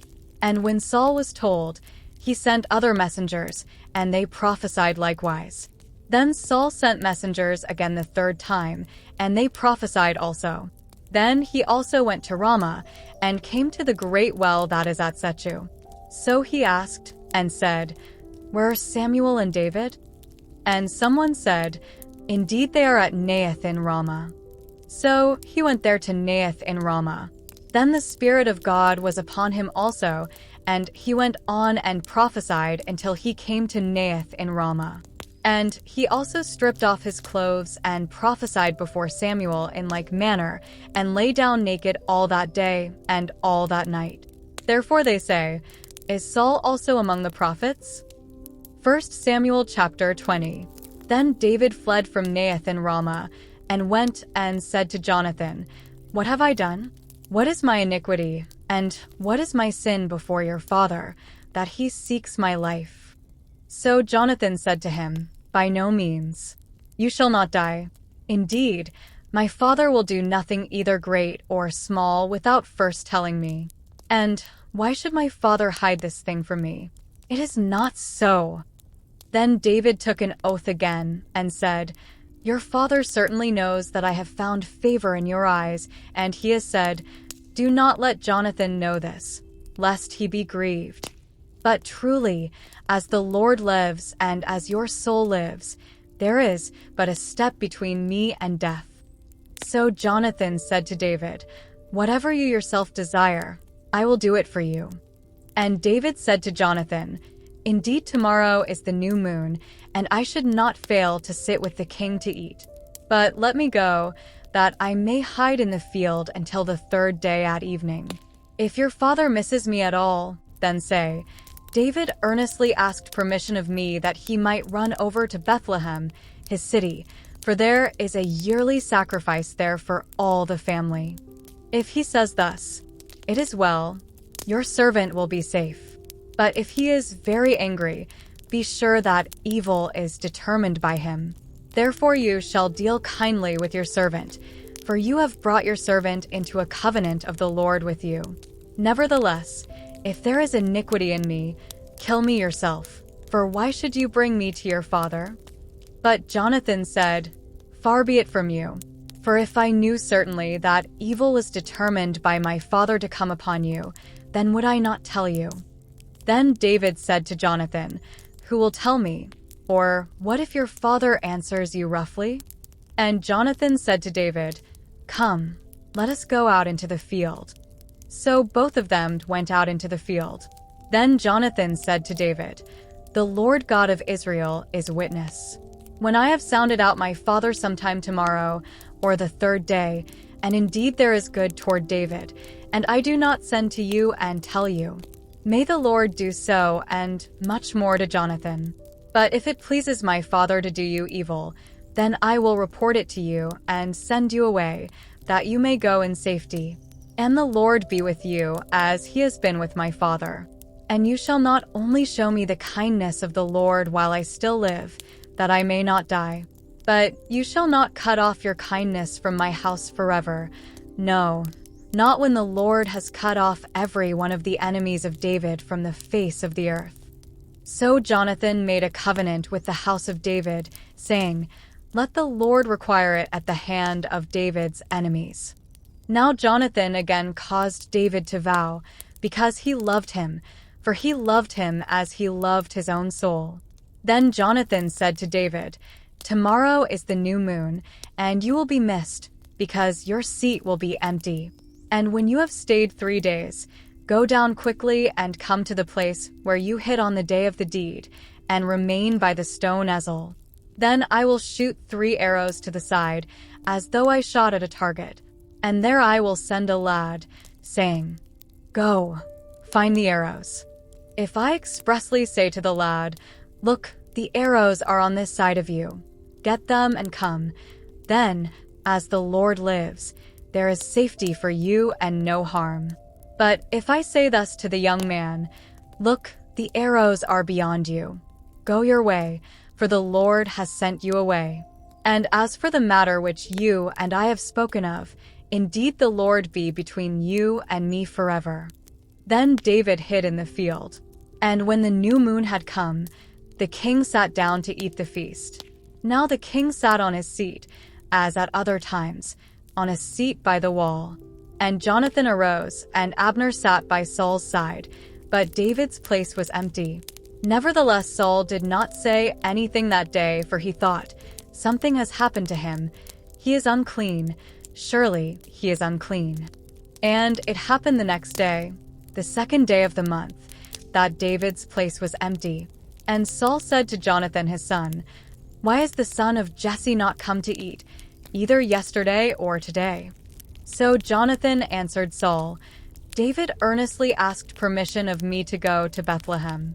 And he said, 'Please let me go, for our family has a sacrifice in the city, and my brother has commanded me to be there.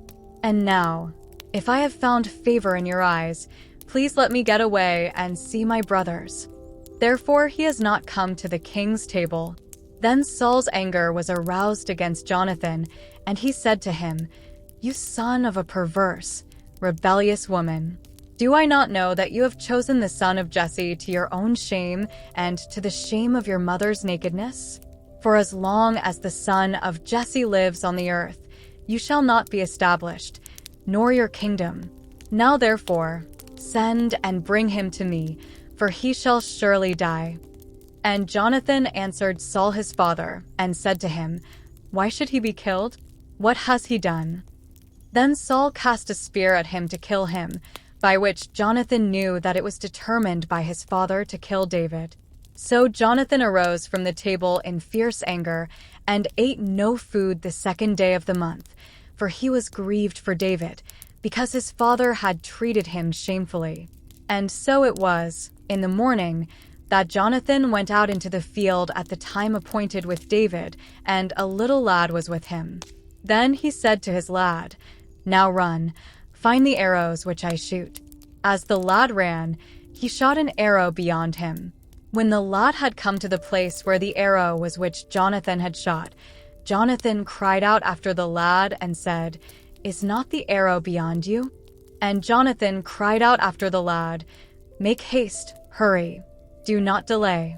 So Jonathan's lad gathered up the arrows and came back to his master. But the lad did not know anything.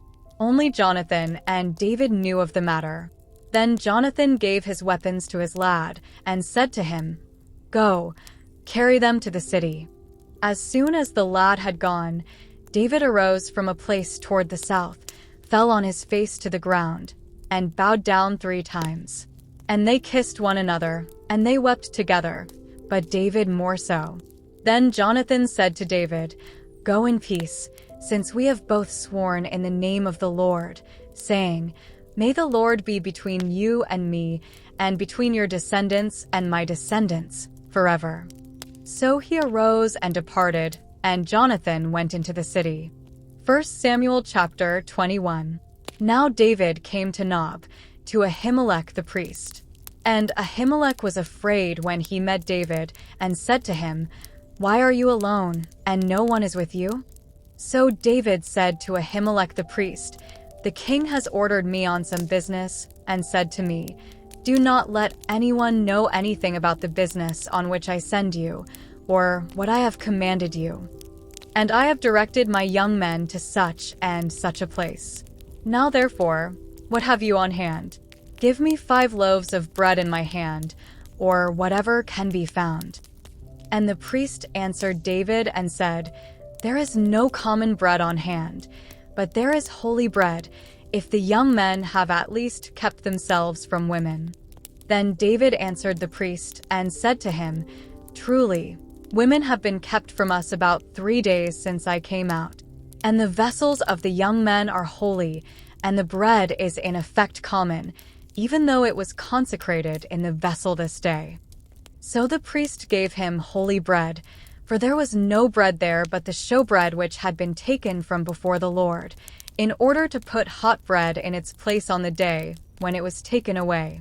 Now a certain man of the servants of Saul was there that day, detained before the Lord. And his name was Dog, an Edomite, the chief of the herdsmen who belonged to Saul. And David said to Ahimelech, "Is there not here on hand a spear or a sword? For I have brought neither my sword nor my weapons with me, because the king's business required haste." So the priest said, "The sword of Goliath the Philistine, whom you killed in the valley of Elah, there it is, wrapped in a cloth behind the ephod. If you will take that, take it, for there is no other except that one here." And David said, "There is none like it. Give it to me." Then David arose and fled that day from before Saul, and went to Achish the king of Gath. And the servants of Achish said to him, "Is this not David the king of the land? Did they not sing of him to one another in dances, saying, 'Saul has slain his thousands, and David his 10,000s?'"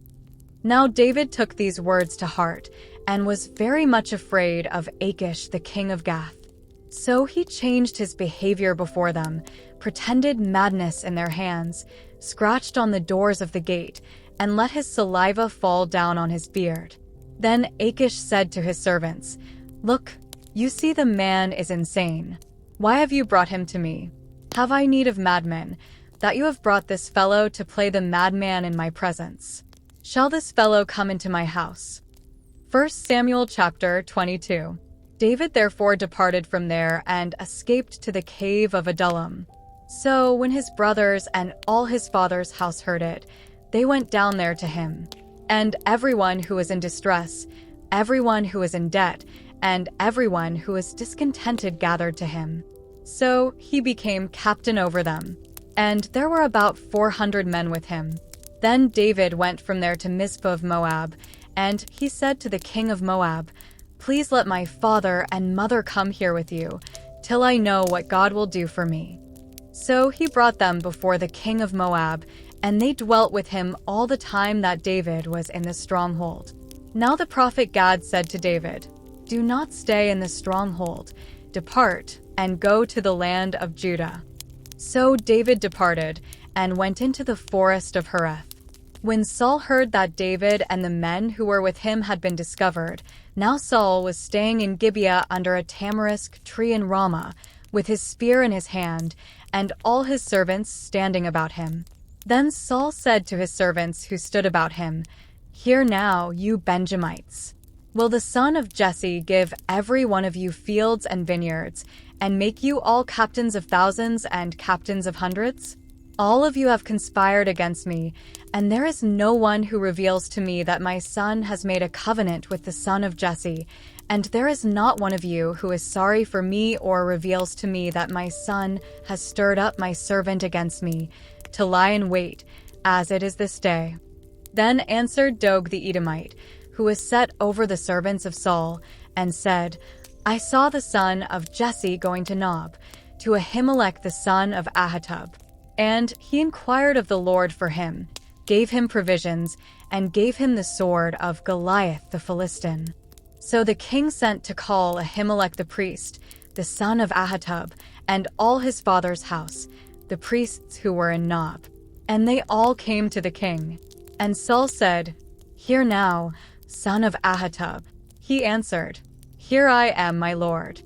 Then Saul said to him, "Why have you conspired against me, you and the son of Jesse, in that you have given him bread and a sword, and have inquired of God for him, that he should rise against me, to lie in wait, as it is this day?" So Ahimelech answered the king and said, "And who among all your servants is as faithful as David, who is the king's son-in-law, who goes at your bidding, and is honorable in your house? Did I then begin to inquire of God for him? Far be it from me. Let not the king impute anything to his servant, or to any in the house of my father. For your servant knew nothing of all this, little or much."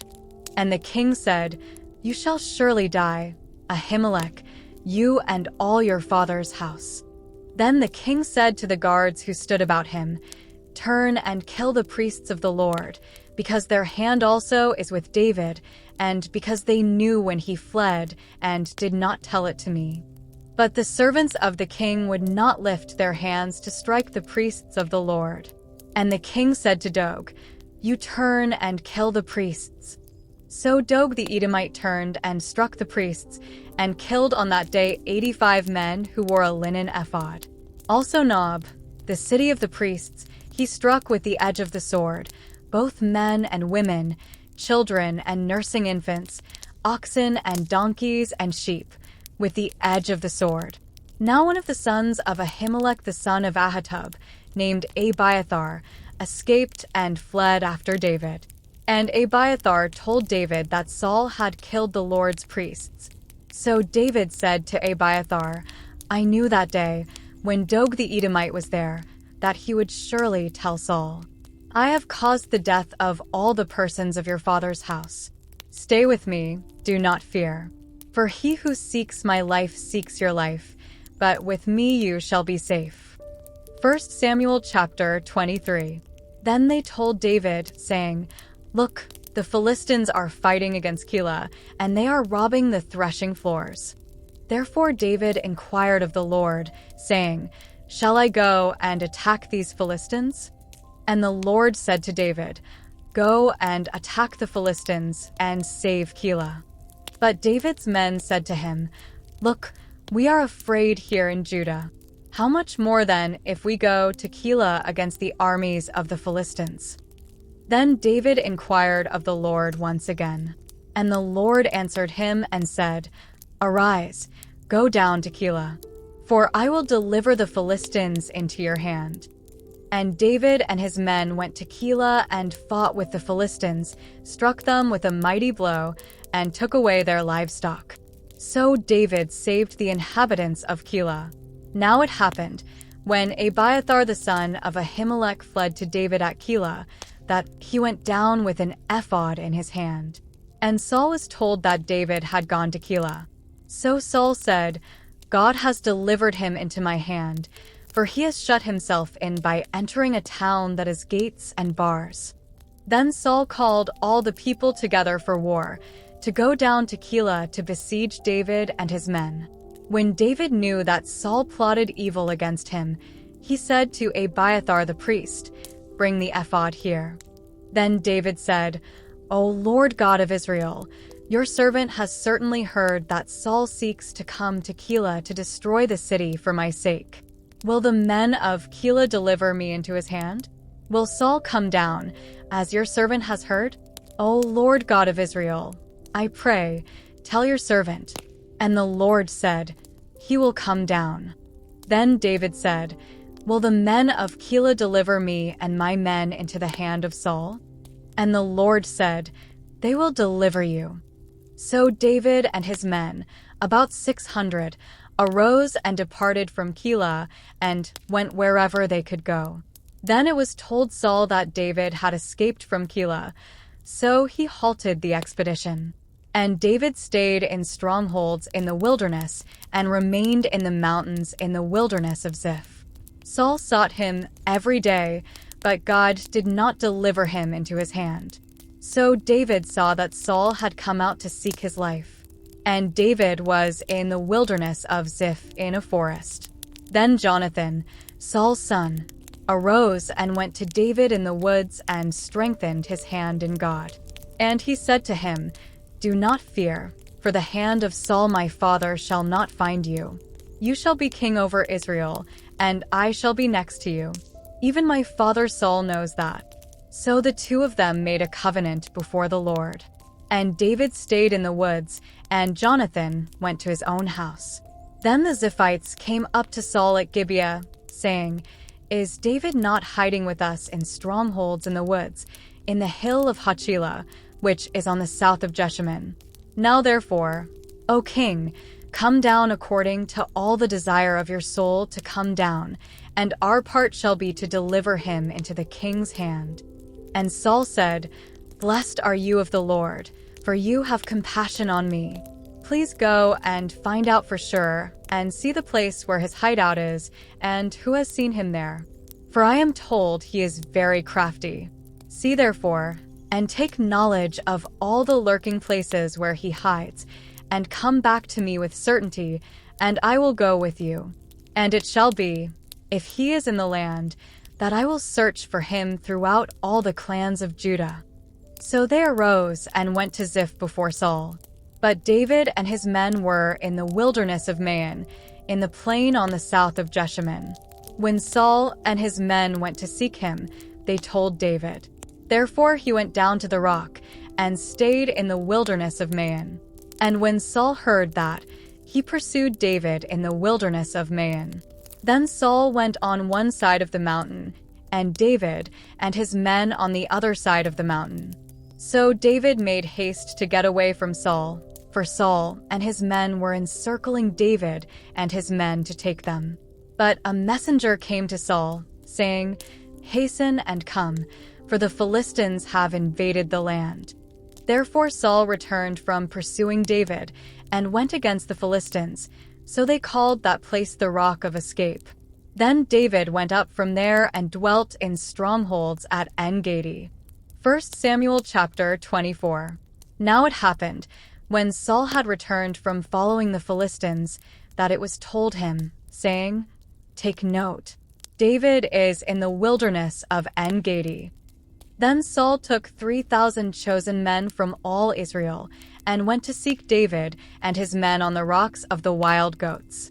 So he came to the sheepfolds by the road, where there was a cave, and Saul went in to attend to his needs. David and his men were staying in the recesses of the cave. Then the men of David said to him, "This is the day of which the Lord said to you, 'Behold, I will deliver your enemy into your hand, that you may do to him as it seems good to you.'" And David arose and secretly cut off a corner of Saul's robe. Now it happened afterward that David's heart troubled him, because he had cut Saul's robe. And he said to his men, "The Lord forbid that I should do this thing to my master, the Lord's anointed, to stretch out my hand against him, seeing he is the anointed of the Lord." So David restrained his servants with these words, and did not allow them to rise against Saul. And Saul got up from the cave and went on his way. David also arose afterward, went out of the cave, and called out to Saul, saying, "My lord the king." And when Saul looked behind him, David stooped with his face to the earth and bowed down. And David said to Saul, "Why do you listen to the words of men who say, 'Indeed, David seeks your harm'? Look, this day your eyes have seen that the Lord delivered you today into my hand in the cave, and someone urged me to kill you. But my eyes spared you, and I said, 'I will not stretch out my hand against my Lord, for he is the Lord's anointed.' Moreover, my father, see. Yes, see the corner of your robe in my hand. For in that I cut off the corner of your robe, and did not kill you. Know and see that there is neither evil nor rebellion in my hand, and I have not sinned against you. Yet you hunt my life to take it. Let the Lord judge between you and me, and let the Lord avenge me on you. But my hand shall not be against you. As the proverb of the ancients says, wickedness proceeds from the wicked. But my hand shall not be against you. After whom has the king of Israel come out? Whom do you pursue? A dead dog? A flea? Therefore let the Lord be judge, and judge between you and me, and see and plead my case, and deliver me out of your hand." So it was, when David had finished speaking these words to Saul, that Saul said, "Is this your voice, my son David?" And Saul lifted up his voice and wept. Then he said to David, "You are more righteous than I, for you have rewarded me with good, whereas I have rewarded you with evil. And you have shown this day how you have dealt well with me, for when the Lord delivered me into your hand, you did not kill me. For if a man finds his enemy, will he let him get away safely? Therefore may the Lord reward you with good for what you have done to me this day. And now I know indeed that you shall surely be king, and that the kingdom of Israel shall be established in your hand. Therefore swear now to me by the Lord that you will not cut off my descendants after me, and that you will not destroy my name from my father's house." So David swore to Saul, and Saul went home, but David and his men went up to the stronghold. 1 Samuel chapter 25.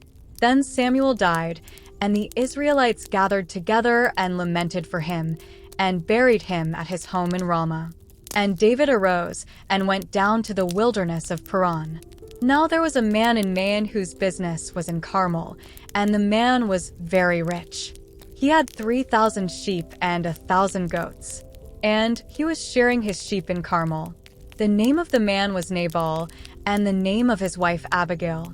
And she was a woman of good understanding and beautiful appearance, but the man was harsh and evil in his doings. He was of the house of Caleb.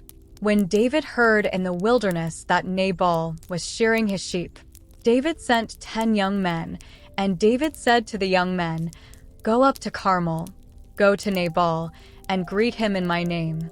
And thus you shall say to him who lives in prosperity, 'Peace be to you, peace to your house, and peace to all that you have. Now I have heard that you have shearers. Your shepherds were with us, and we did not hurt them, nor was there anything missing from them all the while they were in Carmel. Ask your young men, and they will tell you. Therefore let my young men find favor in your eyes, for we come on a feast day. Please give whatever comes to your hand to your servants and to your son David.' So when David's young men came, they spoke to Nabal according to all these words in the name of David, and waited. Then Nabal answered David's servants and said, 'Who is David, and who is the son of Jesse? There are many servants nowadays who break away each one from his master. Shall I then take my bread and my water and my meat that I have killed for my shearers, and give it to men when I do not know where they are from?' So David's young men turned on their heels and went back, and they came and told him all these words. Then David said to his men, 'Every man gird on his sword.' So every man girded on his sword, and David also girded on his sword. And about 400 men went with David, and 200 stayed with the supplies. Now one of the young men told Abigail, Nabal's wife, saying, 'Look, David sent messengers from the wilderness to greet our master, and he reviled them. But the men were very good to us, and we were not hurt, nor did we miss anything as long as we accompanied them when we were in the fields. They were a wall to us both by night and day, all the time we were with them keeping the sheep.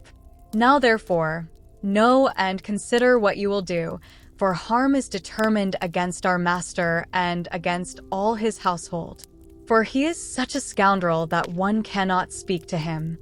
Then Abigail made haste and took 200 loaves of bread, 2 skins of wine, 5 sheep already dressed, 5 seahs of roasted grain, 100 clusters of raisins, and 200 cakes of figs, and loaded them on donkeys. And she said to her servants, "Go on before me. See, I am coming after you." But she did not tell her husband Nabal. So it was, as she rode on the donkey, that she went down under cover of the hill, and there were David and his men coming down toward her, and she met them. Now David had said, "Surely in vain I have protected all that this fellow has in the wilderness, so that nothing was missed of all that belongs to him. And he has repaid me evil for good. May God do so, and more also, to the enemies of David, if I leave one male of all who belong to him by morning light." Now when Abigail saw David, she dismounted quickly from the donkey, fell on her face before David, and bowed down to the ground. So she fell at his feet and said, "On me, my lord, on me let this iniquity be. And please let your maidservant speak in your ears, and hear the words of your maidservant. Please let not my lord regard this scoundrel Nabal. For as his name is, so is he. Nabal is his name, and folly is with him. But I, your maidservant, did not see the young men of my lord whom you sent. Now therefore, my lord, as the Lord lives and as your soul lives, since the Lord has held you back from coming to bloodshed and from avenging yourself with your own hand, now then, let your enemies and those who seek harm for my lord be as Nabal. And now this present which your maidservant has brought to my lord, let it be given to the young men who follow my lord. Please forgive the trespass of your maidservant. For the Lord will certainly make for my lord an enduring house, because my lord fights the battles of the Lord, and evil is not found in you throughout your days. Yet a man has risen to pursue you and seek your life, but the life of my lord shall be bound in the bundle of the living with the Lord your God, and the lives of your enemies he shall sling out, as from the pocket of a sling.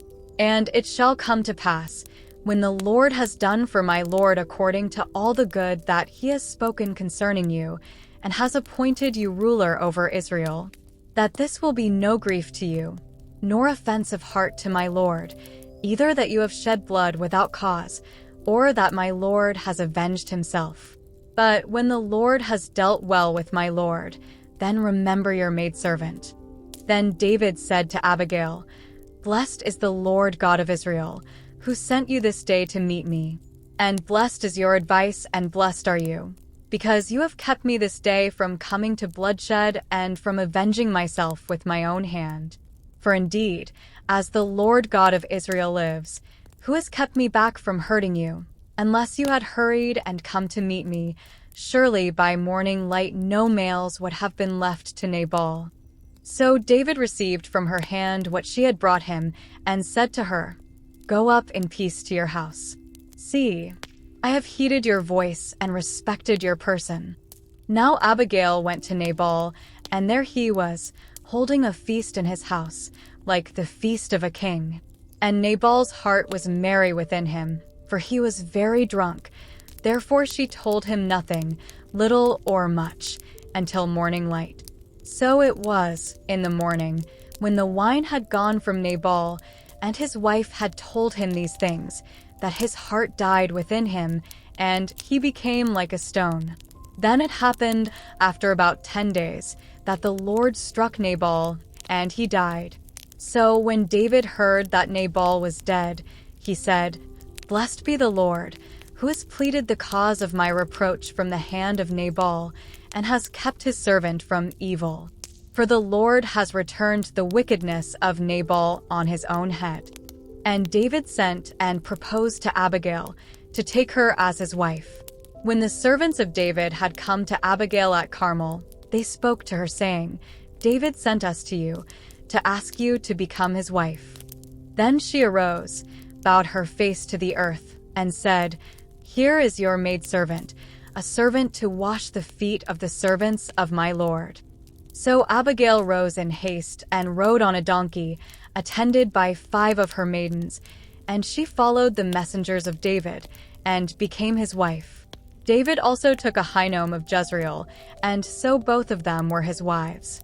But Saul had given Michal his daughter, David's wife, to Palti the son of Laish, who was from Galim.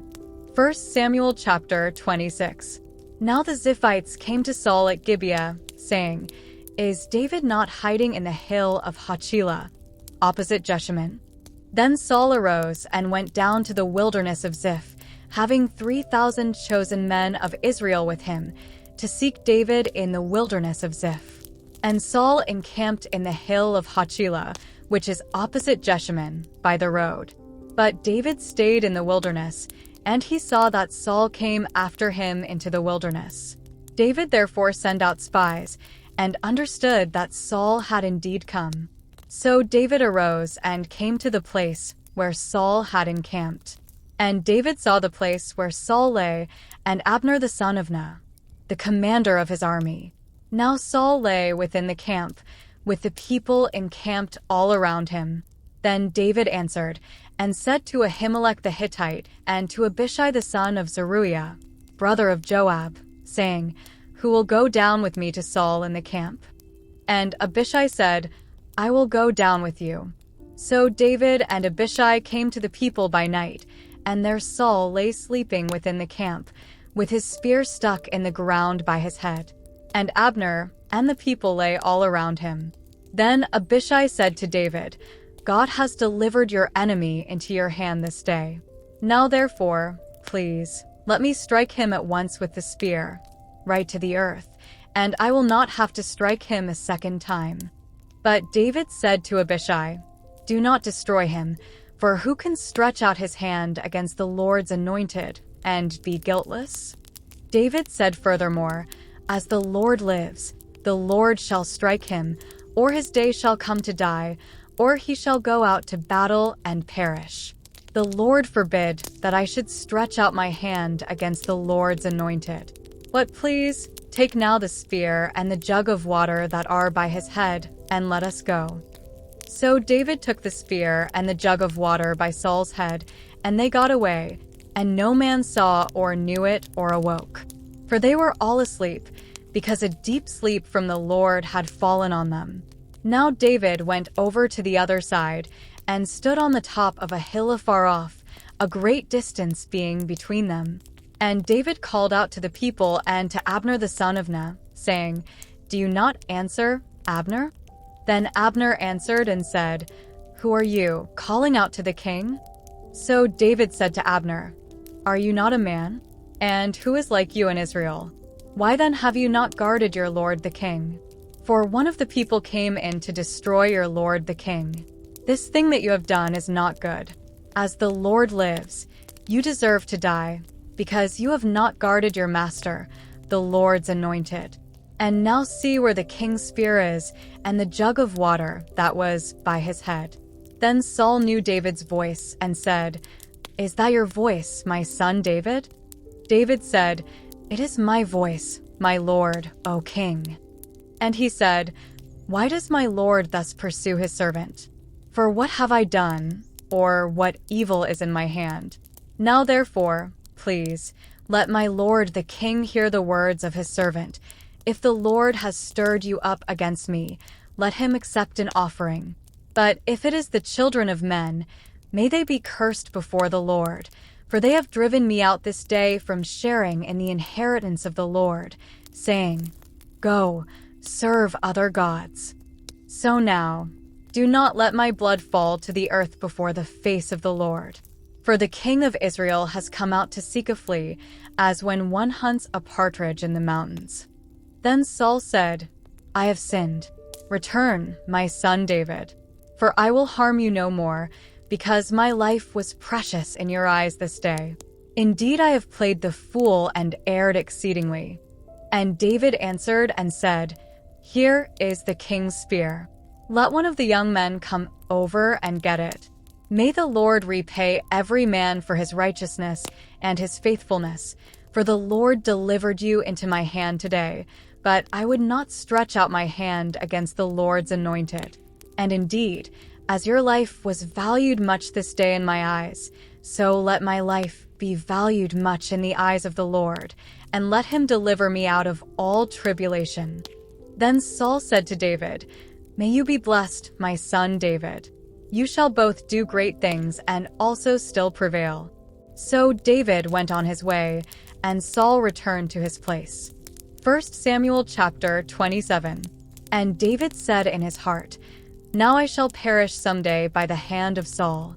There is nothing better for me than that I should speedily escape to the land of the Philistines, and Saul will despair of me, to seek me any more in any part of Israel.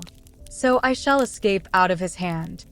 Then David arose and went over with the 600 men who were with him to Achish the son of Mauch, king of Gath.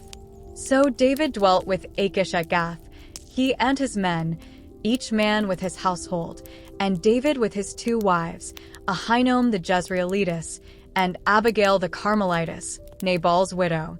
And it was told Saul that David had fled to Gath, so he sought him no more. Then David said to Achish, "If I have now found favor in your eyes, let them give me a place in some town in the country, that I may dwell there. For why should your servant dwell in the royal city with you?" So Achish gave him Ziklag that day. Therefore Ziklag has belonged to the kings of Judah to this day.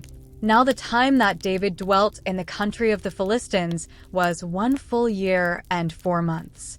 And David and his men went up and raided the Geshurites, the Girzites, and the Amalekites. For those nations were the inhabitants of the land from of old, as you go to Shur, even as far as the land of Egypt. Whenever David attacked the land, he left neither man nor woman alive, but took away the sheep, the oxen, the donkeys, the camels, and the apparel, and returned and came to Achish. Then Achish would say, "Where have you made a raid today?" And David would say, "Against the southern area of Judah, or against the southern area of the Jerahmeelites, or against the southern area of the Kenite." David would save neither man nor woman alive, to bring news to Gath, saying, lest they should inform on us, saying, "Thus David did." And thus was his behavior all the time he dwelt in the country of the Philistines. So Achish believed David, saying, "He has made his people Israel utterly abhor him. Therefore he will be my servant forever." 1 Samuel chapter 28. Now it happened in those days that the Philistines gathered their armies together for war, to fight with Israel. And Achish said to David, "You assuredly know that you will go out with me to battle, you and your men." So David said to Achish, "Surely you know what your servant can do." And Achish said to David, "Therefore I will make you one of my chief guardians forever." Now Samuel had died, and all Israel had lamented for him and buried him in Ramah, in his own city. And Saul had put the mediums and the spiritists out of the land. Then the Philistines gathered together, and came and encamped at Shunem. So Saul gathered all Israel together, and they encamped at Gilboa.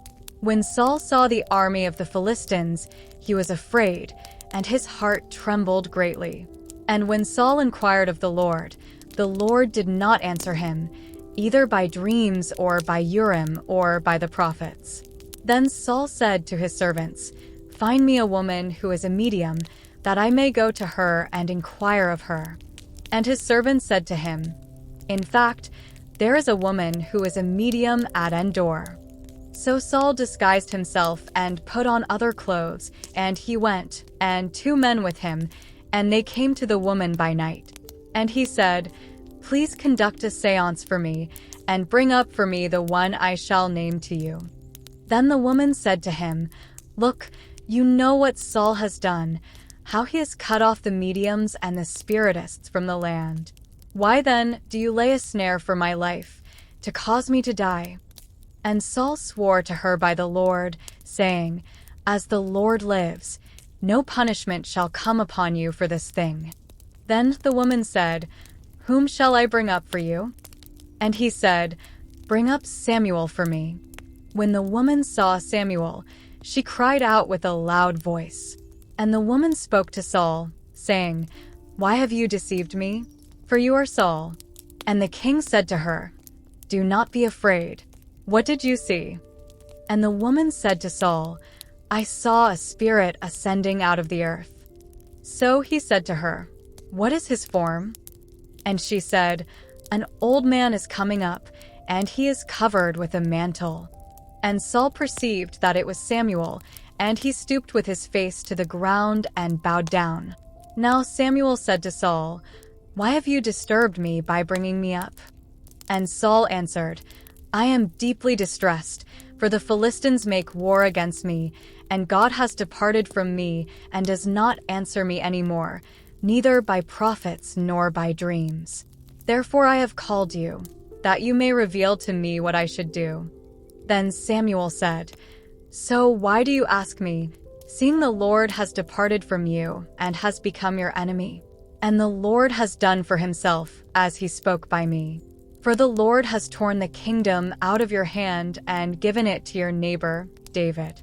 Because you did not obey the voice of the Lord nor execute his fierce wrath upon Amalek, therefore the Lord has done this thing to you this day. Moreover, the Lord will also deliver Israel with you into the hand of the Philistines.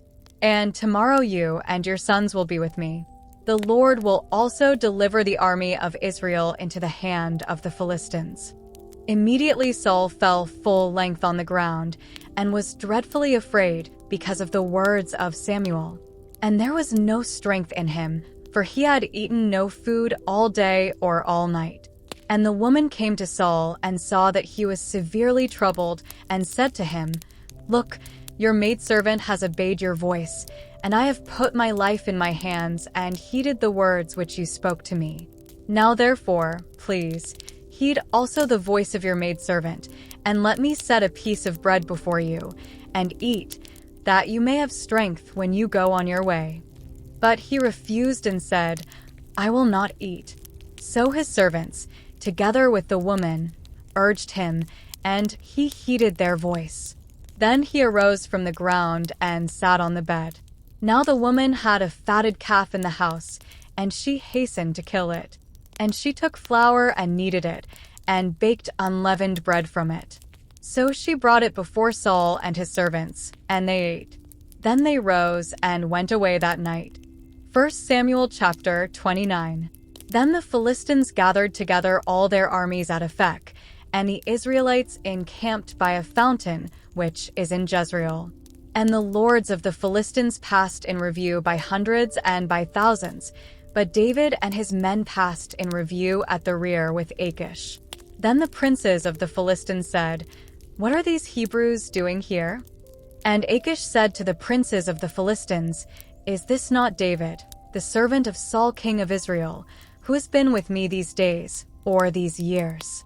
And to this day I have found no fault in him since he defected to me." But the princes of the Philistines were angry with him. So the princes of the Philistines said to him, "Make this fellow return, that he may go back to the place which you have appointed for him, and do not let him go down with us to battle, lest in the battle he become our adversary. For with what could he reconcile himself to his master, if not with the heads of these men? Is this not David, of whom they sang to one another in dances, saying, 'Saul has slain his thousands, and David his 10,000s.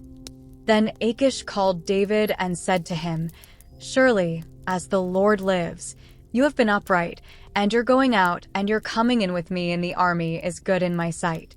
For to this day I have not found evil in you since the day of your coming to me. Nevertheless the lords do not favor you.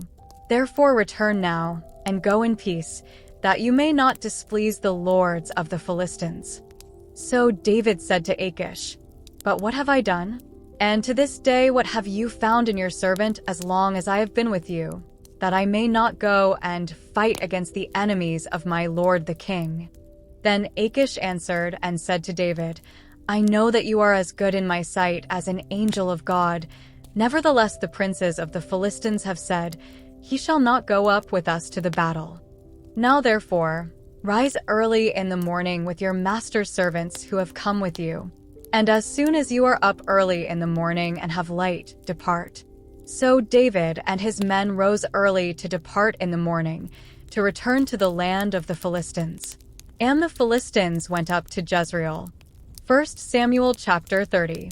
Now it happened, when David and his men came to Ziklag, on the third day, that the Amalekites had invaded the south, and Ziklag, attacked Ziklag and burned it with fire, and had taken captive the women and those who were there, from small to great. They did not kill anyone, but carried them away and went their way.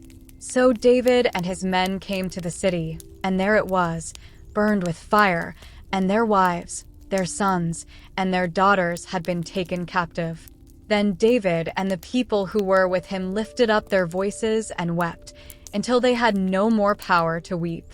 And David's two wives, Ahinoam the Jezreelitess, and Abigail the widow of Nabal the Carmelite, had been taken captive. Now David was greatly distressed, for the people spoke of stoning him, because the soul of all the people was grieved, every man for his sons and his daughters. But David strengthened himself in the Lord his God. Then David said to Abiathar the priest, Ahimelech's son, Please bring the ephod here to me. And Abiathar brought the ephod to David. So David inquired of the Lord, saying, Shall I pursue this troop? Shall I overtake them? And he answered him, Pursue, for you shall surely overtake them, and without fail recover all. So David went, he and the 600 men who were with him, and came to the brook Besor, where those stayed who were left behind. But David pursued, he and 400 men, for 200 stayed behind, who were so weary that they could not cross the brook Besor. Then they found an Egyptian in the field, and brought him to David, and they gave him bread, and he ate, and they let him drink water. And they gave him a piece of a cake of figs and 2 clusters of raisins. So when he had eaten, his strength came back to him, for he had eaten no bread nor drunk water for 3 days and 3 nights. Then David said to him, To whom do you belong, and where are you from? And he said, I am a young man from Egypt, servant of an Amalekite, and my master left me behind, because 3 days ago I fell sick. We made an invasion of the southern area of the Cherethites, in the territory which belongs to Judah, and of the southern area of Caleb, and we burned Ziklag with fire. And David said to him, Can you take me down to this troop? So he said, Swear to me by God that you will neither kill me nor deliver me into the hands of my master, and I will take you down to this troop. And when he had brought him down, there they were, spread out over all the land, eating and drinking and dancing, because of all the great spoil which they had taken from the land of the Philistines and from the land of Judah. Then David attacked them from twilight until the evening of the next day. Not a man of them escaped, except 400 young men who rode on camels and fled. So David recovered all that the Amalekites had carried away, and David rescued his 2 wives. And nothing of theirs was lacking, either small or great, sons or daughters, spoil or anything which they had taken from them. David recovered all. Then David took all the flocks and herds they had driven before those other livestock, and said, This is David's spoil. Now David came to the 200 men who had been so weary that they could not follow David, whom they also had made to stay at the brook Besor. So they went out to meet David and to meet the people who were with him. And when David came near the people, he greeted them. Then all the wicked and worthless men of those who went with David answered and said, Because they did not go with us, we will not give them any of the spoil that we have recovered, except for every man's wife and children, that they may lead them away and depart. But David said, My brethren, you shall not do so with what the Lord has given us, who has preserved us and delivered into our hand the troop that came against us. For who will heed you in this matter? But as his part is who goes down to the battle, so shall his part be who stays by the supplies. They shall share alike. So it was, from that day forward. He made it a statute and an ordinance for Israel to this day. Now when David came to Ziklag, he sent some of the spoil to the elders of Judah, to his friends, saying, "Here is a present for you from the spoil of the enemies of the Lord." To those who were in Bethel, those who were in Ramoth of the south, those who were in Jattir, those who were in Aroer, those who were in Siphmoth, those who were in Eshtemoa, those who were in Rachel, those who were in the cities of the Jerahmeelites, those who were in the cities of the Kenite, those who were in Hormah, those who were in Choreshan, those who were in Athak, those who were in Hebron, and to all the places where David himself and his men were accustomed to rove. 1 Samuel chapter 31. Now the Philistines fought against Israel, and the men of Israel fled from before the Philistines, and fell slain on Mount Gilboa. Then the Philistines followed hard after Saul and his sons. And the Philistines killed Jonathan, Abinadab, and Malchishua, Saul's sons. The battle became fierce against Saul. The archers hit him, and he was severely wounded by the archers. Then Saul said to his armor-bearer, "Draw your sword, and thrust me through with it, lest these uncircumcised men come and thrust me through and abuse me." But his armor-bearer would not, for he was greatly afraid. Therefore Saul took a sword and fell on it. And when his armor-bearer saw that Saul was dead, he also fell on his sword, and died with him. So Saul, his 3 sons, his armor-bearer, and all his men died together that same day. And when the men of Israel who were on the other side of the valley, and those who were on the other side of the Jordan, saw that the men of Israel had fled and that Saul and his sons were dead, they forsook the cities and fled, and the Philistines came and dwelt in them. So it happened the next day, when the Philistines came to strip the slain, that they found Saul and his 3 sons fallen on Mount Gilboa. And they cut off his head and stripped off his armor, and sent word throughout the land of the Philistines to proclaim it in the temple of their idols and among the people. Then they put his armor in the temple of the Ashtoreths, and they fastened his body to the wall of Bethshan. Now, when the inhabitants of Jabesh Gilead heard what the Philistines had done to Saul, all the valiant men arose and traveled all night, and took the body of Saul and the bodies of his sons from the wall of Bethshan, and they came to Jabesh and burned them there. Then they took their bones and buried them under the tamarisk tree at Jabesh, and fasted 7 days.